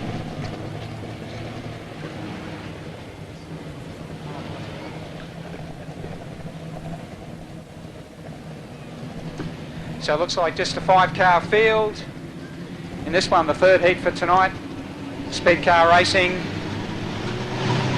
Most of these engines that you see on the racetrack at the moment producing around about 300 brake horsepower. Some of them have a little bit more, some a little less, but around about the 300 brake horsepower. In a car that weighs around 450 kilograms, so these cars are very, very potent little race cars. So our pace car has moved off the track, and we'll see what happens on the front row. 2 Pontiac powered cars on that front row. So come around to the acceleration line. We shall see what happens. And we're underway. Gordon Clough was quickest away on the inside. Mark George going with him. Also Barry Watt there and Stan Burrow right beside him as they go side by side down the back straight.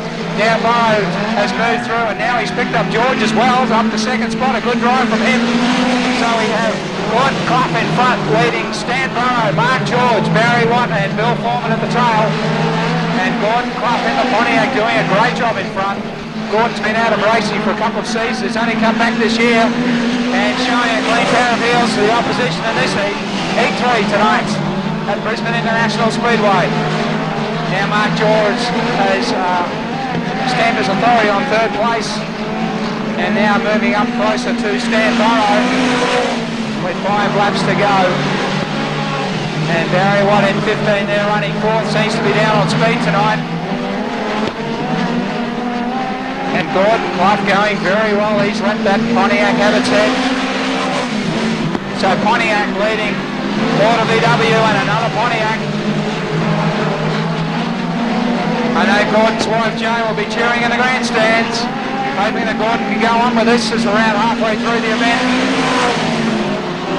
Gordon Clough in car number 7, leading Stan Barrow in car number 8, and Mark George in 54.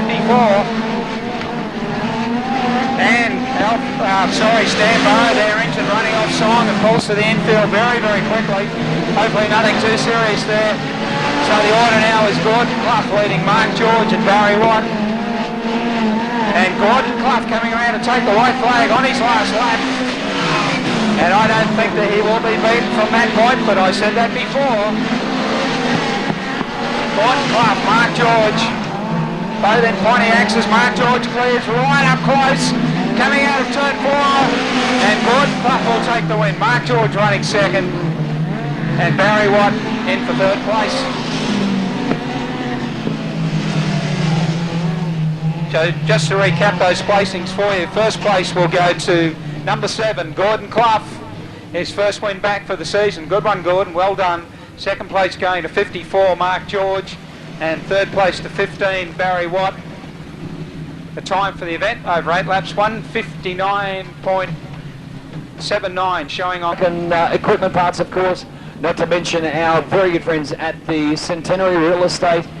We hope you're enjoying all of the action. We're about to go into the second heat, is it?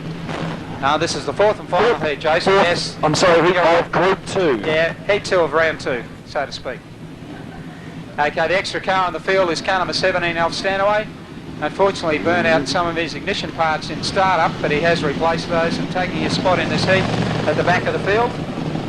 And Alf runs a V4 Chev, which is a V8 Chev cut in half, the back half. So on the front row we have Grant Drainey in 95, Michael Davidson in 46, and Ken Stanaway in 18, Todd Wallace in 3, and Alf Stanaway in 17 at the back of the field as they come around with a green flag.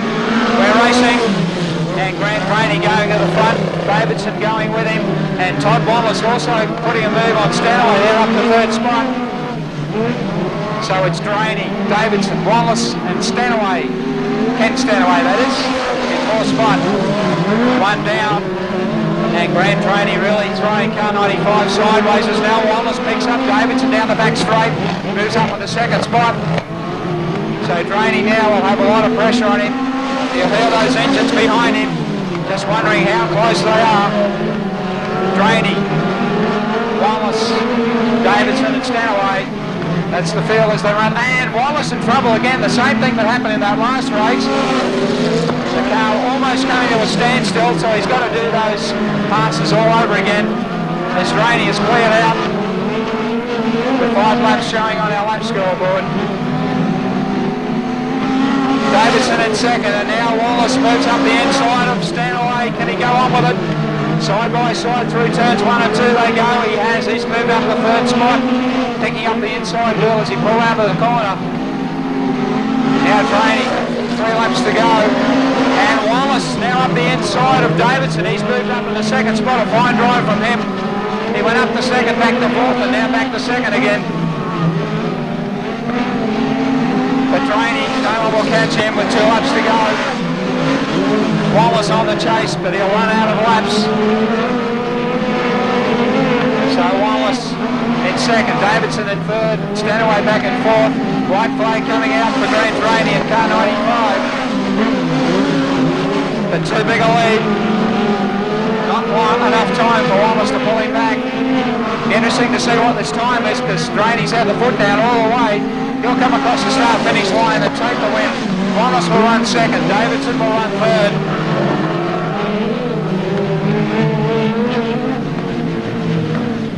So as the cars slow down, we'll give you the official placings. First place going to car 95, Grant Draney. Second to 3, Todd Wallace. Third going to 46, Michael Davidson. And the other finisher was Ken Stanaway. The time on our Centenary Real Estate time clock, 1:55.82, 100 to 4:50. We have 4 starters, Michael Davidson on the pole, Mark George on the outside. Second row sees Grant Draney and Todd Wallace. We're just about to go racing, Chris. 4 laps is the distance. This is the Star Scratch race. The first top performers on the night. And we're racing quickly away to the front was Michael Davidson. And Todd Wallace trying to move through the middle, but Draney got the advantage. From the limit of power, that engine down the outside has picked up Draney quite easily. And then the same problem as before. It looks like the engine's actually cutting out. But Davidson's going on with the job. George in second, Draney in third at the present time. Down the back straight for the second time. And Michael Davidson has moved clear of the field. 2 down, 2 to go for him. Mark George still doing an excellent job in second. Now Draney's putting the challenge on him. And Wallace at the back, he will not like that one a little bit. Wallace does not like to be at the tail of the field. He likes to be at the body end. 1 lap to go for Michael Davidson on our last lap. Davidson, George, Draney and Wallace, the order unchanged. I think that's probably the way they'll finish. As George lunges at Davidson, Davidson closes the gap and goes on with it. So will be Davidson take a winner. Wallace right on the start-finish line, gets in the 3rd place. A good drive from him. So we will give you the final placings for that. First place will go to Michael Davidson in car number 46. Second to 54, Mark George. Third to 3, Todd Wallace, and the time on our Centenary Real Estate time clock, 59.22. Put your hands together, Speedway fans. A great run from those guys, and particularly from Todd Wallace, getting up right on the finish line. And Mark George just moving up there into their positions. Next row will be Gordon Clump, and Bill Foreman as Gordon just moves through the field on the Pontiac. Record here at Brisbane International Speedway, so it looks like we're just about set to go as Ken Stanaway moves up into his spot. And I think Michael Davidson might be out of position. He should be in front of Todd Wallace, but they're just about set to go. I think that's the way they're going to start. And the green flag's waving quickly into stride was Mark George on the outside. There goes to the front. Barry White in second to go further back from the front. Grant Draney. Also Barry Wickster there down the outside of Bill Foreman. And Todd Wallace up the inside has already picked up a couple of positions as he moves through the field. But Mark George has cleared out, a couple laps down. Also Grant Draney very quick into position there, he's up into 3rd position. And Todd Wallace right on his hammer behind there. Close there between Wallace as Barry Wickster runs up the racetrack. Moves back out into turn 1, back on the field, but he's dropped a lot of positions. Mark George has built up a big buffer, just a handful of laps.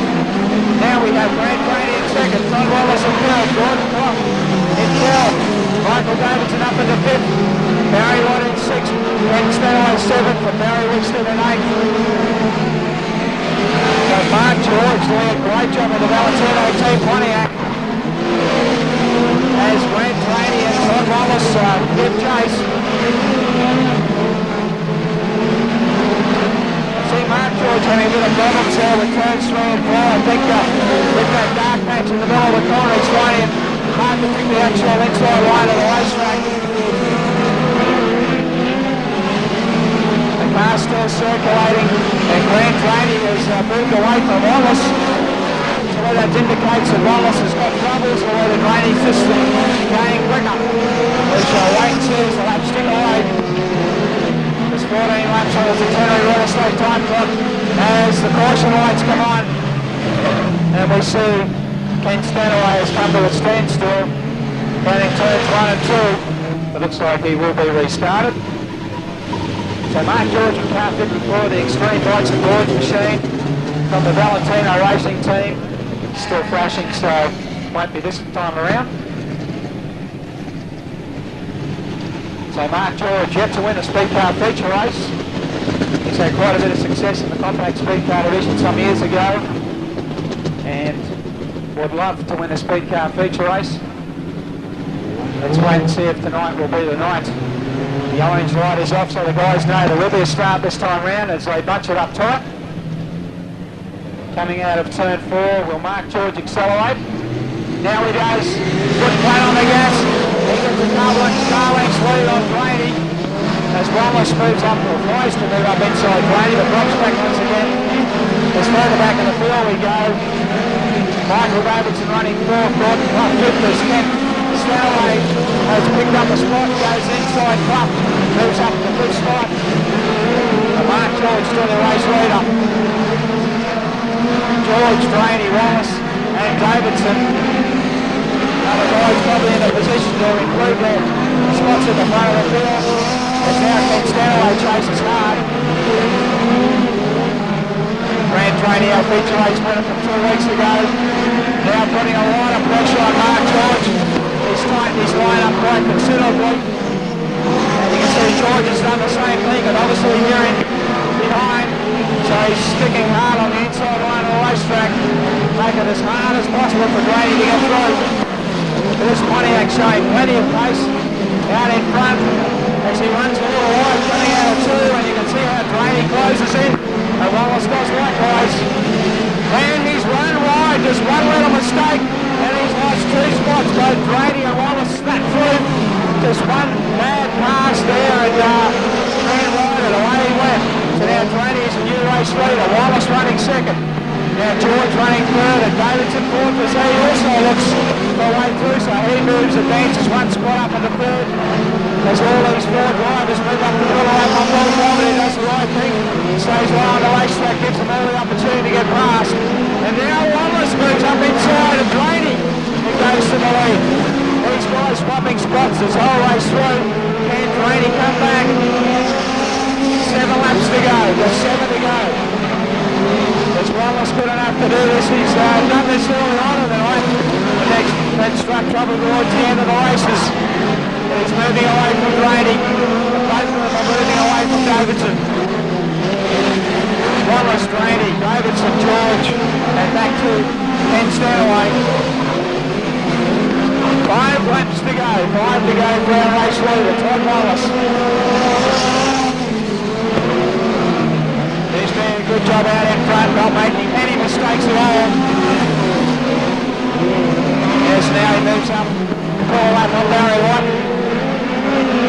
Also Draney to do likewise. Barry Watt keeps the car mid-track, gives him an opportunity to get past.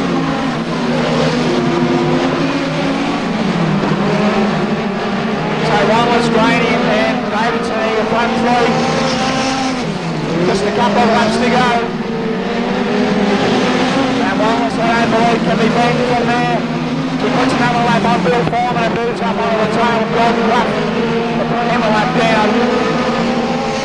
Draney also clean on fast on Foreman.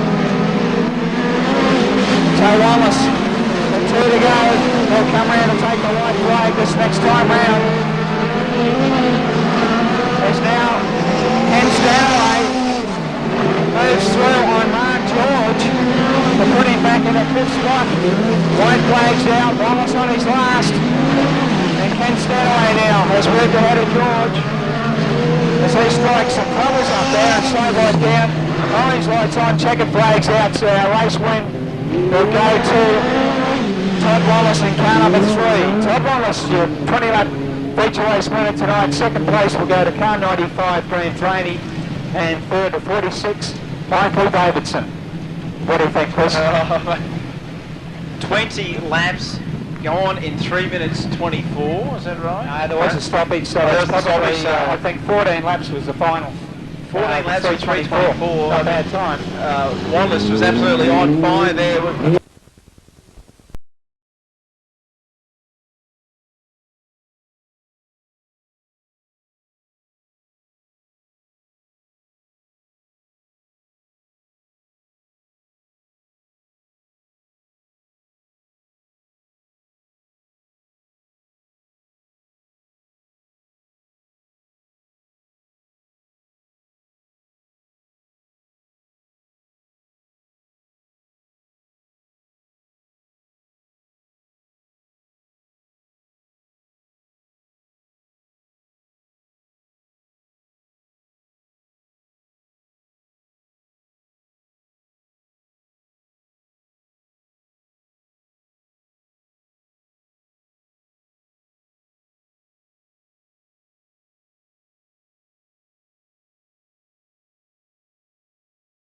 start. 8 laps will do the journey.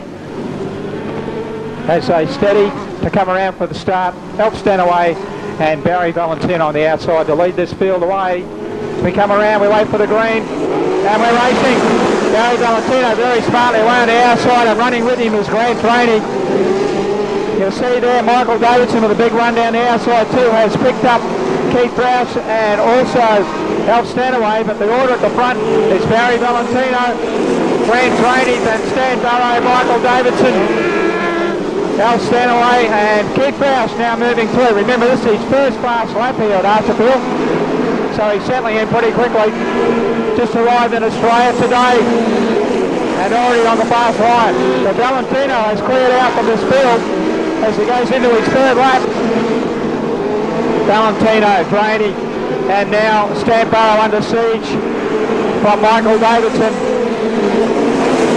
Davidson's dirty engine obviously operating on all 4 cylinders, showing a good turn of speed. But Barry Valentino lifting the inside wheel as he scoots through turns 3 and 4, completes another lap at about halfway through. And now Keith Rouse has caught up to Davidson. So it's Burrow, Davidson, Rouse running back in the minors.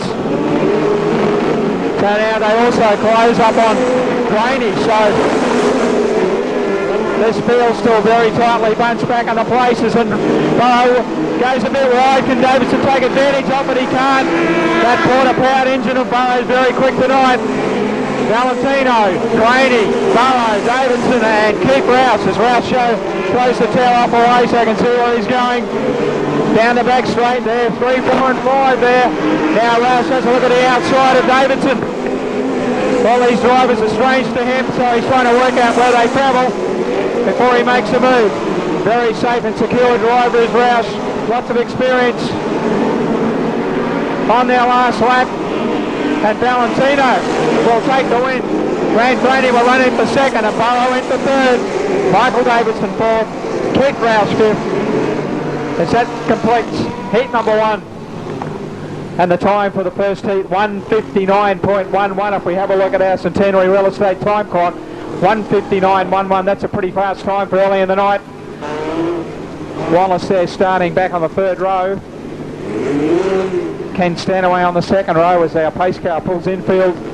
We're just about set. You can hear those engines revving up already. These guys are keen to go racing in Heat 2 tonight here at Brisbane International Speedway as they pick up the pace. Come round for the green and we're racing. Andrew Barr going straight to the front. Hardest goes with him, and there's Stanaway back to Wickstead, who's up the inside and up to 3rd already. Also Wallace has picked up Clough and Wickstead on the charge. Wickstead there momentarily hesitated and lost a bit of ground. Andrew Barr leading the way from Michael Hardis in 2nd spot. Ken Stanaway 3rd, Barry Wickstead 4th, Todd Wallace 5th. Andrew Barr doing a great job in all there, and Michael Hardis has got out of shape. And he's well and truly paid for that. He's lost 2 spots already. So now Stanaway up to 2nd. Wickstead up to 3rd and Wallace on the charge. But Andrew Barr has cleared out from this field. Oh, an ear thing there. And turn 3, Hardis ran wide as Wallace looked for a run down the outside. Very nearly contact, so Wallace has been well and truly pushed back a great deal of ground. But Andrew Barr still leading. Ken Stanaway 2nd, Barry Wickstead 3rd. Then Wallace, Clough, Holiday, Gray, George, and Michael Hardis has dropped right to the back of the field. Ken Stanaway on the charge, trying to pick up Andrew Barr about halfway through this race. Andrew Barr's doing a great job in front. His team will be ecstatic the way this new engine's performing. Throws the car 71 into turn 3 and speeds away from them down the main chute. This car with plenty of straight line speed. So it's still Barr, Stanaway, Wickstead and Wallace. So they started, they're still battling on that same spot. Now Wallace up the inside. Wickstead goes with him on the outside, but there's no room there. Andrew Barr on his last lap. This will mark his maiden win in speed cars if he can carry this off. Andrew Barr down the back straight for the final time. Into turn 3 he comes. And out of the final corner, and Ken Stanaway gets it all sideways. Barr will take the win. Wallace will sneak in for 2nd. Stanaway in for 3rd. Wickstead for 4th. Clough will be next, followed by Holiday and George. Well, ladies and gentlemen, put your hands together. That was the very first speed car win for Andrew Barr in car 71. How about a hand for him? Second place going to car number 3, Todd Wanless, and third to number 18, Ken Stanaway, find their way to their positions. We also have one compact starting at the rear, car 14, just having a run for this particular heat. So our pace car is pulled in the infield, and we're just about set to get underway. So Todd Wanless to lead them in.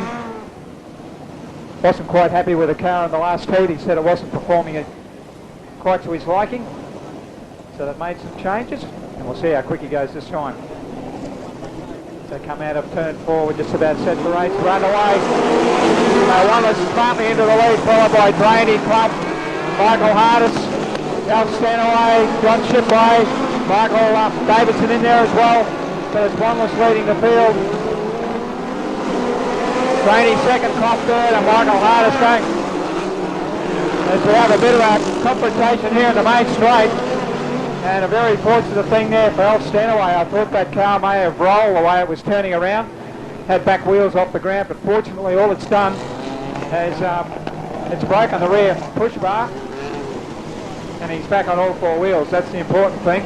It's going a lot better to seat. Obviously the car set up the way it should be. Makes it a little easier to drive. Wanless bringing him rather slowly. That surprises me. I thought he'd want to come in a bit quicker. But that engine will certainly get off the mark quickly once he puts the foot down.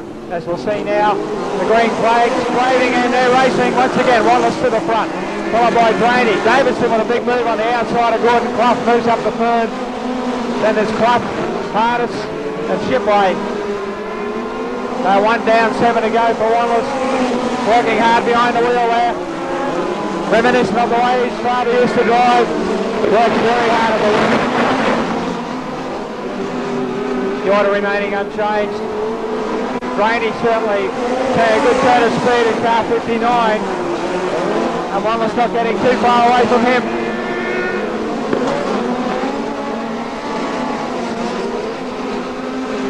Wanless, Drainey, Michael Davidson, Gordon Clough, Michael Hardis.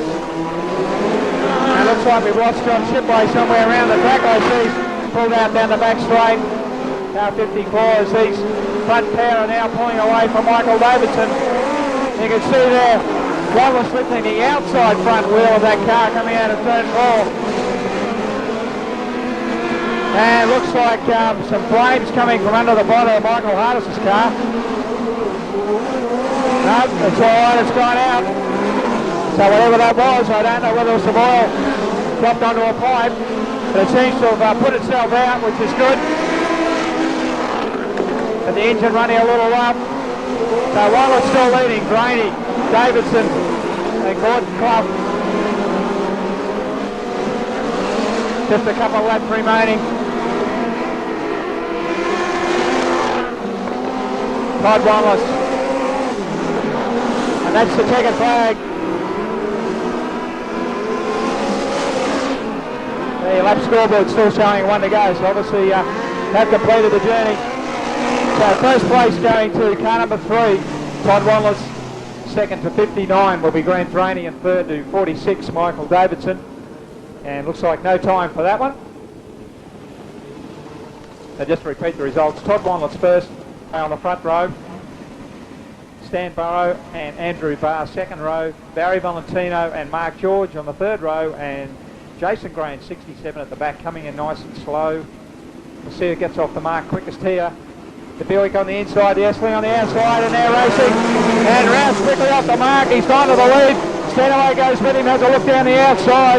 Further back we go, Burrow, Andrew Barr, Mark George, and Barry Valentino. So let's watch the form of this American. Whoa, and Mark George in a bit of trouble. Manages to miss the wall and carries on. So he's lost a lot of ground. So Keith Rouse, twice Rocky Mountains Midget Racing Association champion. He's raced sprint cars, he's raced midgets. And boy, oh boy, he's on the charge now. And a spin up there in turn number 4 for Jason Gray.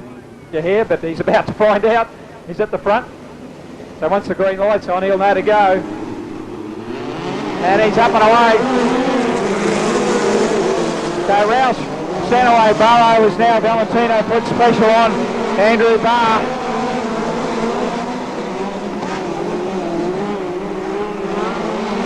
Roush still leading away and moving away from this field. Andrew Barr doing a good job in fourth, holding Valentino at bay. He's got a lot of confidence up now. And yellow flags waving, not too sure what the problem is. Looks like something on the racetrack up there. So the officials very quickly off the mark. It looks like they might have picked up a drive line. Looks a bit like a Panera or some sort of bar that's picked up 3 pieces, so not too sure where that's come from. But I see Jason Grayling in the back of his car. That might be where it's come from. Green light, we're racing once again. Rouse, Stanaway, Barrow, Barr, the 2 Valentino cars at the back, very unfamiliar for them to be at the back of the field.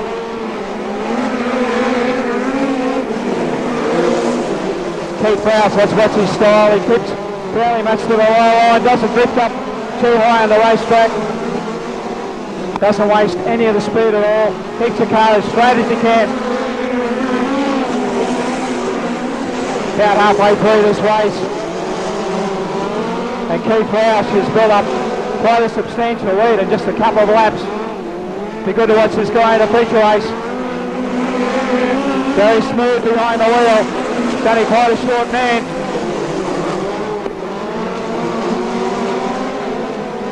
So Roush, Stanaway, Barrow, the order unchanged. The field has sort of spread itself right out. Now Mark George has put one up on the boss. He's moved up ahead of Valentino. As Roush comes around, he'll collect the white flag this time. And on his last lap.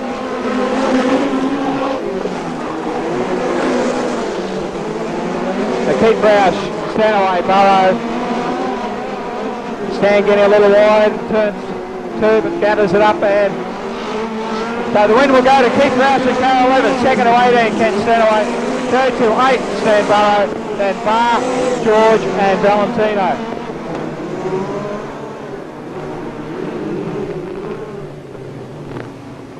So just to confirm the placings for you, first place going to our American visitor, Keith Rouse from the United States of America. Have a hand for him. Second to car number 18, Ken Stanaway, and third to 8, Stan Barrow. And the time for, I believe, 7 laps is 1:29.40.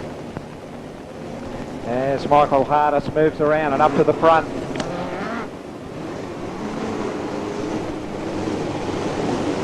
So it looks like they're all locked in. Yellow lights have gone off, so we'll have a start next time round. Keith Rouse back on the 6th row. Todd Wallace just in front of him. So we're about to get underway. This, the speed car feature race tonight as they come around. And we have a green light, we're underway and racing. So quickly into the front goes Michael Hart, it's Clough and Stanaway with a good move there through the field. And already Rouse has moved up a couple of places. Also Green Brandy looking for a way through on the outside. So Brandy down the outside of Valentino as they round up Bill Foreman. Also Wallace looking for a way through there. But as the meantime, out in front, Michael Hodges just moves further and further away. Stanaway on his tail. Now back we go to Gordon Clough and Stan Barrow. So now Wallace has made a bit of a break through the field, also Roush. As Gordon Clough gets very sideways coming out of 4. So going back up here, 3rd is Clough, 4th is Barrow, 5th is Brandy, 6th is Wallace, 7th is George. And you can see there a fire under the bonnet of Michael Hardis' car. So Wisely's pulled to the infield. As Gordon Clough goes wide and Barrow moves up in the 2nd spot. So now we've got Russell in the back there with Brady. But George Wallace now. George has moved ahead of Wallace. As Keith Ralph moves up behind Wallace. So a big gaggle of cars there. But in the meantime, Ken Stanley has 3 hours in front of him. He's moved well and truly away from the field. You can see there, Gordon Clutch, rear brake, absolutely glowing red. I'd say the brake is stuck on. That's probably why he's going backwards through the field. So now the positions. Wayne Blaney now second, Stan Barrow third, Mark George fourth, Valentino fifth, Ralph sixth, Wallace seventh. So Ralph picked up Wallace without too much trouble and moved ahead.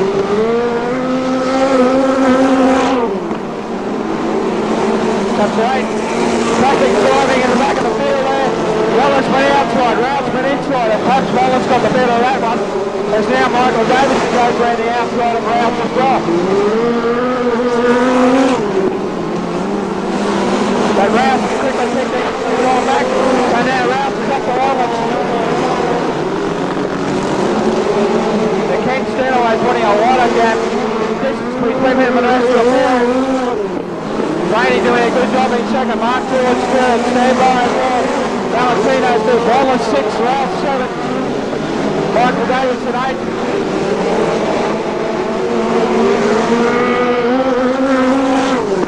A lot of interest back in the field here with Valentino holding out. Wallace around. Now Ralph goes around the outside of Wallace. Wallace is no line. Wallace on our line in front of getting Barry Valentino. That looks like problems here for somebody. They're trying to tell Gordon Clark to pull up. You can see the assistant clerk of the course, Tom Oliver, waving their fire extinguisher at him. Now probably our steward can't see that glowing light from the top. They're probably wise. If he did pull in, a lot of heat there right under the fuel tank. There's a clash of wheels there between Ralph and Valentino. He's back up again. So now the order. First is Ken Stanley. Second, Ray Revell. Third will be Mark George. Fourth will be Stan Barrow. Fifth, Todd Wallace. Sixth, Keith Ralph. Seventh, Michael Davidson. And eighth, Barry Valentino.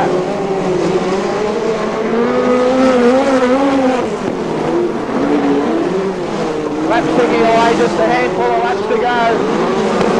And Wallace trying everything to get up to a place in this field. Has been real tough on the back markers tonight. Kenneth Stanley started on the blue out at 6th.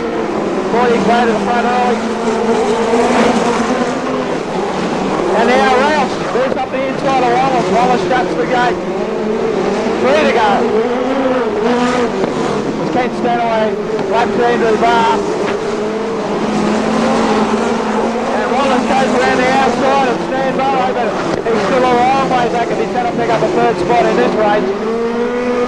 There's now Ray Blaney in second spot. Ken Stanley on his final lap. And now Keith Ralph also moves past Barrow. So Wallace right up on the tailpipe. And Keith Stanley checks the flag and flag for first place. Ray Blaney will be second. Mark George will come around and pick up third. Wallace will be fourth. Ralph fifth. Then Stan Barrow, Michael Davidson and Barry Valentino. Wow, what a race. And tell you what, Ken Stanley did well getting to the front early because those back markers certainly had a torrid time coming through the field. So the winner of tonight's speed car feature race will be car 18, Ken Stanley. Second place going to number 50. Brady, so it looks like the field is set. Our pace car pulls to the infield and we're set to go racing with Heat 1 tonight here at Brisbane International Speedway. These guys are a bit edgy. They've been sitting in the pits for a while waiting to go racing, so we'll see how they take it. Come around for the green and we're racing. Michael Artist outside goes to the front. By him through on the outside runners Ken Stanley. Gets blocked there. Barry White running second. Fernaway third. Now up the inside of Barry White into second spot. Mark George in fourth, then Wanless, Graney, Clutch, and Jason Gray. Now George moves on the inside of White and moves up into third. Now Wanless on the tail of Barry White moves up the inside down the back chute, and he moves to fourth spot. So the running order at the present stage: Michael Hardis, Ken Stanaway, Mark George, Todd Wallace, Barry Watt, and the yellow lights are on. Looks like we have Jason Gray spun around in turn number 4. Doing a good job out in front in the Volvo. Ken Stanaway, who was our feature race winner here a fortnight ago in car number 18, doing pretty well. Ben is one and only opportunity. Green light on, we're racing again. And Ken Stanaway caught sleeping there. Mark George has gone around him on the outside. So now George up to second. And Stanaway now has to contend with Todd Wanless as Michael Hardis is absolutely scooted away. He was right on the ball for the green light and made the most of his opportunity. And Mark George closing in quickly. Now Todd Wanless moves up the inside of Ken Stanaway. They're wheel to wheel as they go through turns 3 and 4. Stanaway and Wanless. There's now Mark George moves up onto the tail pipe of Michael Hardis with a couple of laps to go. So 2 battles raging at the moment for the front 2 positions, and third, fourth, and Gordon Clough is spinning around in turn 3. Have a car sideways in turn 3. A little bit late there with the yellow lights, just giving the front cars an opportunity to see that car. And it looks like Gordon Clough being restarted in the Pontiac.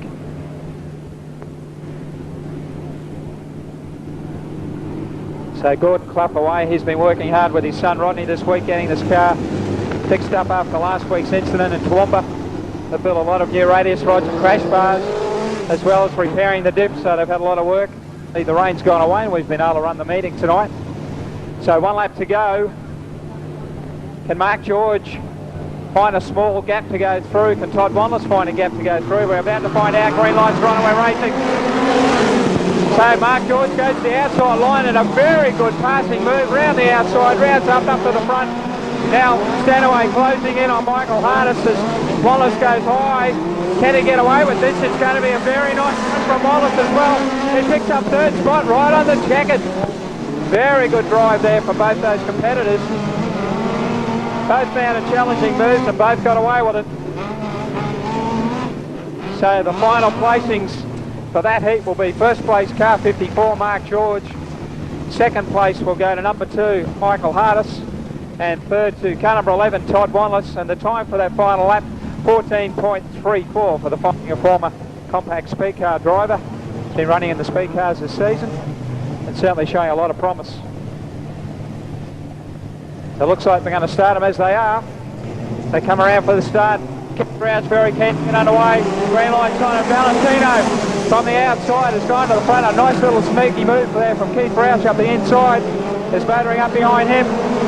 So the orders, they travel down the back straight on the first occasion is Valentino, Roush, Stan Burrow, Foreman, Michael Davidson and Andrew Barr. So Keith Roush, they're bounding behind the wheel of car number 3. Michael Davidson moves past Bill Foreman back in the field. And Barry Valentino very wide in turns 3 and 4. And Roush has made the most of that and rounded him up. Pretty quick start. No second chances here. So Roush now in the lead. Valentino second, Burrow in third. Fourth is Davidson, Michael Davidson. So now Roush getting to field of car number 3, also motors a bit wide in through turns 1 and 2. The cushion's starting to develop up the racetrack's probably a little thick for the midgets at this stage. The battle now on for third position is Michael Davidson. Closes in on Stan Burrow. So Keith Roush doing a fine job about halfway through this race. Barry Valentino in car 23, that Fontana engine, working well tonight after problems last week. So Keith Roush certainly showing the fine form that he's known for. Very smooth driver, good on the car.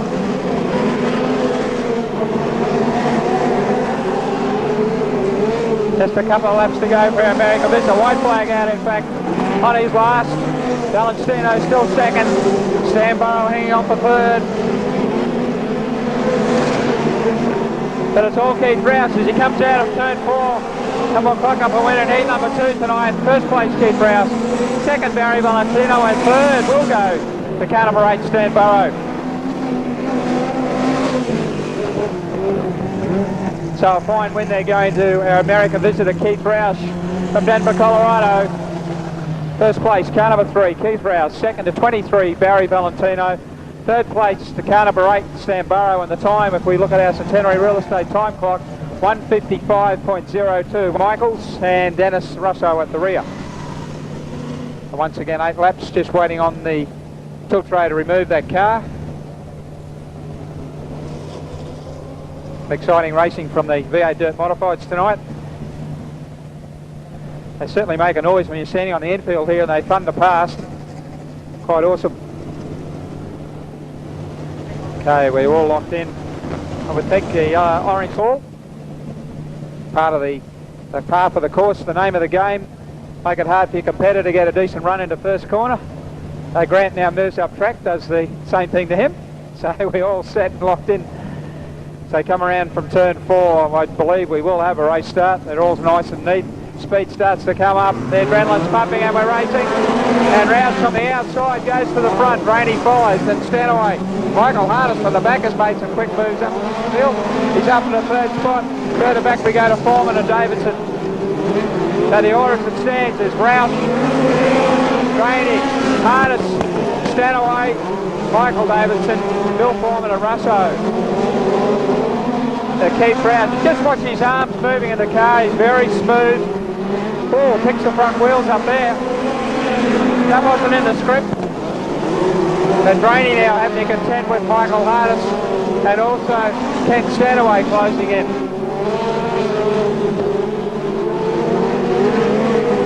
So Keith Roush doing a good job in front. And the Ford powered beast. Now Rainey draws away from Hardis. Hardis draws away from Stanaway. And Michael Davidson now moving in closer and closer to Stanaway and the Gertie powered Viper. About halfway through this race. As Dennis Russo slowing on the outside of the racetrack there. I don't know whether he's got a problem or just trying to get out of the way. But I'd say he has a problem and will come to a standstill. So the yellow lights will have come on. And bad luck for Keith Roush because he's going very smart in front there. His time for his first heat was impressive at 1:55. So we will have a restart next time round as they approach the Witch's Hat. The green light should come on and we're back in racing mode. The field is tightened up, which should see for a good finish with 3 laps showing on our lap scoreboard. Roush is away. Rainey goes with him. Hardis is there. Now Michael Davidson looks for a run up the inside and Stanaway gets the gate shut on him. Keith Roush, nice and clean. Oh, a bit of a touch there between Stanaway and Hardis. Straightens it up and carries on. So Keith Roush coming around. Very cautious of turn 4. Takes a white flag with 1 to go. The order has remained unchanged. So Roush a clear leader and a clear winner of heat number 3. Rainey will be second, Hardis third, and Stanaway and Davidson.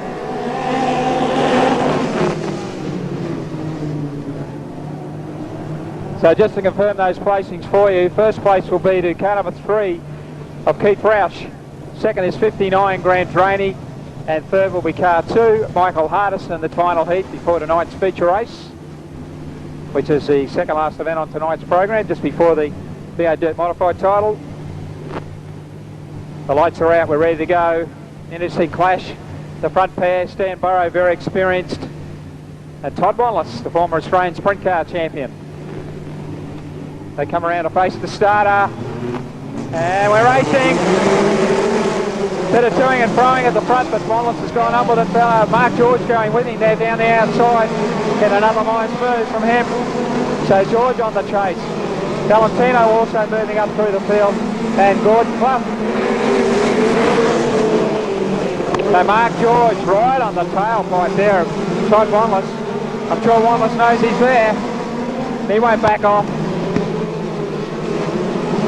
Todd Wallace, Mark George, Stan Burrow, Valentino, Andrew Barr, Barry White, Phil Holliday and Clough as the field as it runs at the moment. So Wallace certainly not getting it all his own way with George right behind him. You'll know he's there, can hear him. So Wallace hard of wheel, car 11. Down the back straight they travel. And George gives him a bit of a tap just to let him know he's there. Halfway through this race, 4 laps to go. Mark George is really taking it up to Wallace. Stan Burrow very close to the fence in the back straight, but carries on. 3 laps to go. Can George make a move? I wonder if he'll have a go at the high line like he did once before in his first heat. And George in trouble. I think that car just jumped out of gear by the sound of it. You can see it slowing. He's trying to get out of the way. And a good job for Mark George there. I heard the engine rev up down the back straight, so it's obviously jumped out of gear. Engine's still running. So Wallace now well and truly on his own. Valentino second. Burrow third. Barr fourth. White flag out for Wallace. Bad luck with Sam Burrow. He sort of got balked there with George, but at least he got through it safely. That's the important thing. So Todd Wallace and the Ross Canterone Buick powered Alice come through. Takes the win in heat number 4 tonight. Harry Valentino will run second. Stan Burrow third. Andrew Barr fourth. Barry one next through with Phil Holiday getting a little out of shape. So the final placings in heat 4. First place going to car 11, Todd Wallace.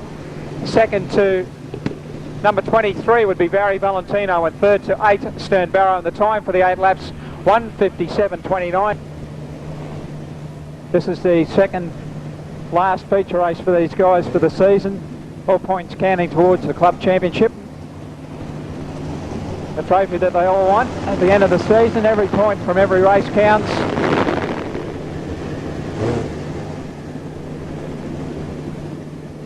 So our pace car pulls infield. We're just about underway.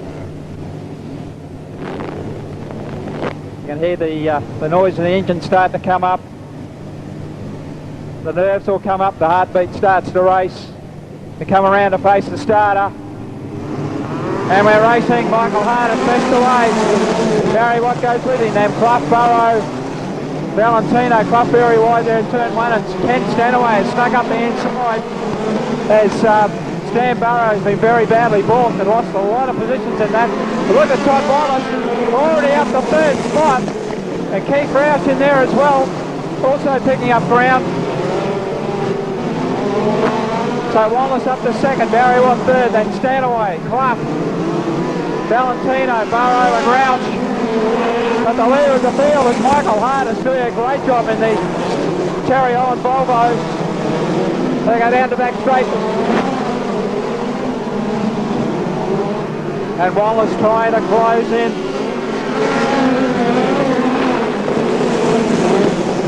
And Todd Wallace picking up ground on Hardis. Further back we go to Wallace, then further back to Stanaway. Valentino, look at Rouse coming through the field as Wallace goes up the inside of Hardis, and Hardis is very sideways. Whoa, gee, a connection there with Ken Stanaway. Very lucky indeed to get away from that. So the order now is Wallace, Hardis, Stanaway, Valentino, Keith Rouse, Barry Watt, Michael Davidson.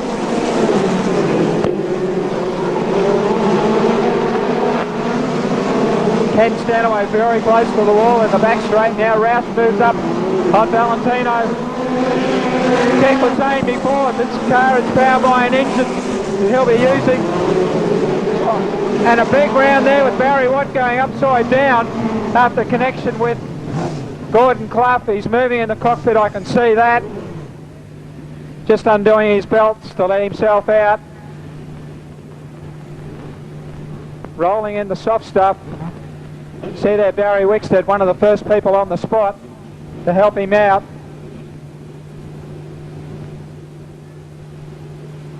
I'll just wait for him to make sure everything is A-OK. They may have to put the car back on its wheels to let him out of it. I missed the incident how it started, but obviously connection of wheels there. Rolling over in the soft mud. Moves up on Valentino. Keith was saying before, this car is powered by an engine that he'll be using. And a big round there with Barry Watt going upside down. He said, how about a hand, Speedway fans? Not a very nice rollover as he climbs out.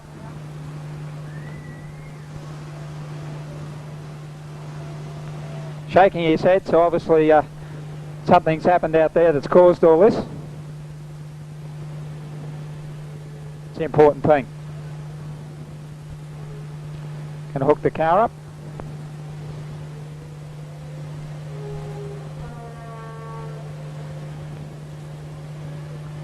Going upside down, it's always a problem if the engine revs up while it's going over.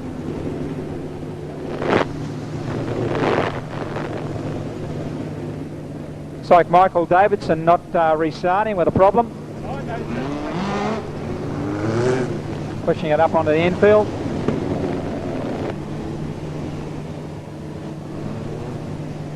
The Roush is set. I would say this time we should have a restart. They come up. Wallace wasn't waiting for anybody. He cleared out, put the foot down and went for it. So now the tussle's on for the minor positions. Stand away with Valentino and Keith Roush right there. Valentino looks for some dirt up high. Pick up some drive. Roush dives in under him. Can he go on with it? We'll see what happens as they go travel down the back straight. They're side by side. Roush is up the inside, moves through in the fourth spot, but Valentino hasn't given in. So Wanless, hardest Stanaway. Roush, and now Roush puts a move on Stanaway. Hardest at the moment still holding on the second spot. And Stanaway says, I'm going to have to try something different. So he tries for higher line. Let's see how they go as they go through turns 1 and 2. Stanaway up high against the fence. Goes on with it. Does he? Yes, he does. No, he doesn't. So Michael Harness doing a good job hanging on to his spot. He's not going to give it up easily. Now Roush backs it into turn 1. Bit of a touch there from Stanaway. Side by side down the back straight. This is racing at its top. Stanaway high. Roush low. They give him the shot back inside. Roush up to second. Hardest comes back, gets up to third. Stanaway still in there. Bit of a touch. Stanaway has to ease off. So Stanaway pushed back through the field. Valentino also picks him up. So now Roush in the second spot. Hardest third. Valentino fourth. Stanaway fifth. Then Burrow and Drainey. So we have 8 laps to go. Can Roush pull Wanless in? We are going to find out. Roush well and truly on the move. Wanless and Roush. Gap's still about the same, but they've got open ground at the moment. As the tussle still goes on back in the field, Valentino picks up Harness on the outside. And Stanaway goes with him, so Valentino up to third. Stanaway to fourth. Then Harness, Burrow and Rainey. Now look at Roush. Wanless has gone all defensive. I wonder if he's got a problem. Roush looks up the outside. Can he go on with it? Down the back straight they go. These two Ross Keener cars, very little between them. Roush on the outside. Wanless on the inside. Wanless won't give an inch, believe me. 4 laps to go. Wanless, Roush, look at them, side by side down the back straight. Roush comes away with it. He's in front. Wanless comes back on the inside. This is racing at its best. Roush has got it. He's picked him up. He's going to make his final race a winning one by the look of it. Only a couple of laps to go. He moves up to lap Andrew Barr. Wanless won't give in easily. He thinks there's another opportunity there. 2 laps to go. Keith Roush, Todd Wanless. Come back to Kent Stanaway. Barry Valentino and Michael Harness in all sorts of strife here. Looks like he's got a problem with the front. White flag out for Todd Wanless. And Michael Harness has come to a standstill on the inside of the racetrack. But it's all Keith Roush. He's going to take it out. He's done it. Congratulations to first place Keith Roush. Second to Todd Wanless. Third will go to Ken Stanaway. Next will be Barry Valentino, Brent Brady and Stan Burrow.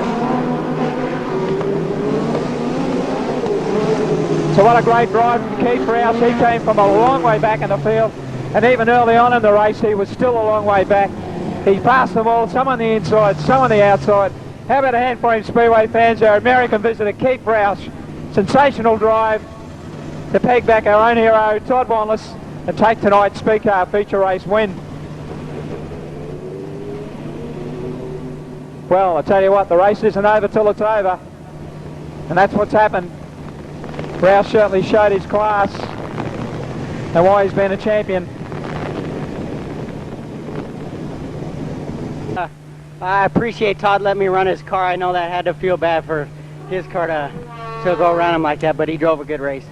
Mate, you started a long way back in the field. Even early on, you were still back in 6th and 7th, but you worked your way through. Obviously, the track was to your liking. Yeah, the track goes to the top. I really like it up top. And the motor is running a little bit hot, but it seemed to get up there, and it kind of stayed. So we stayed out there, and it paid off. Well done, mate. Congratulations. Thank you.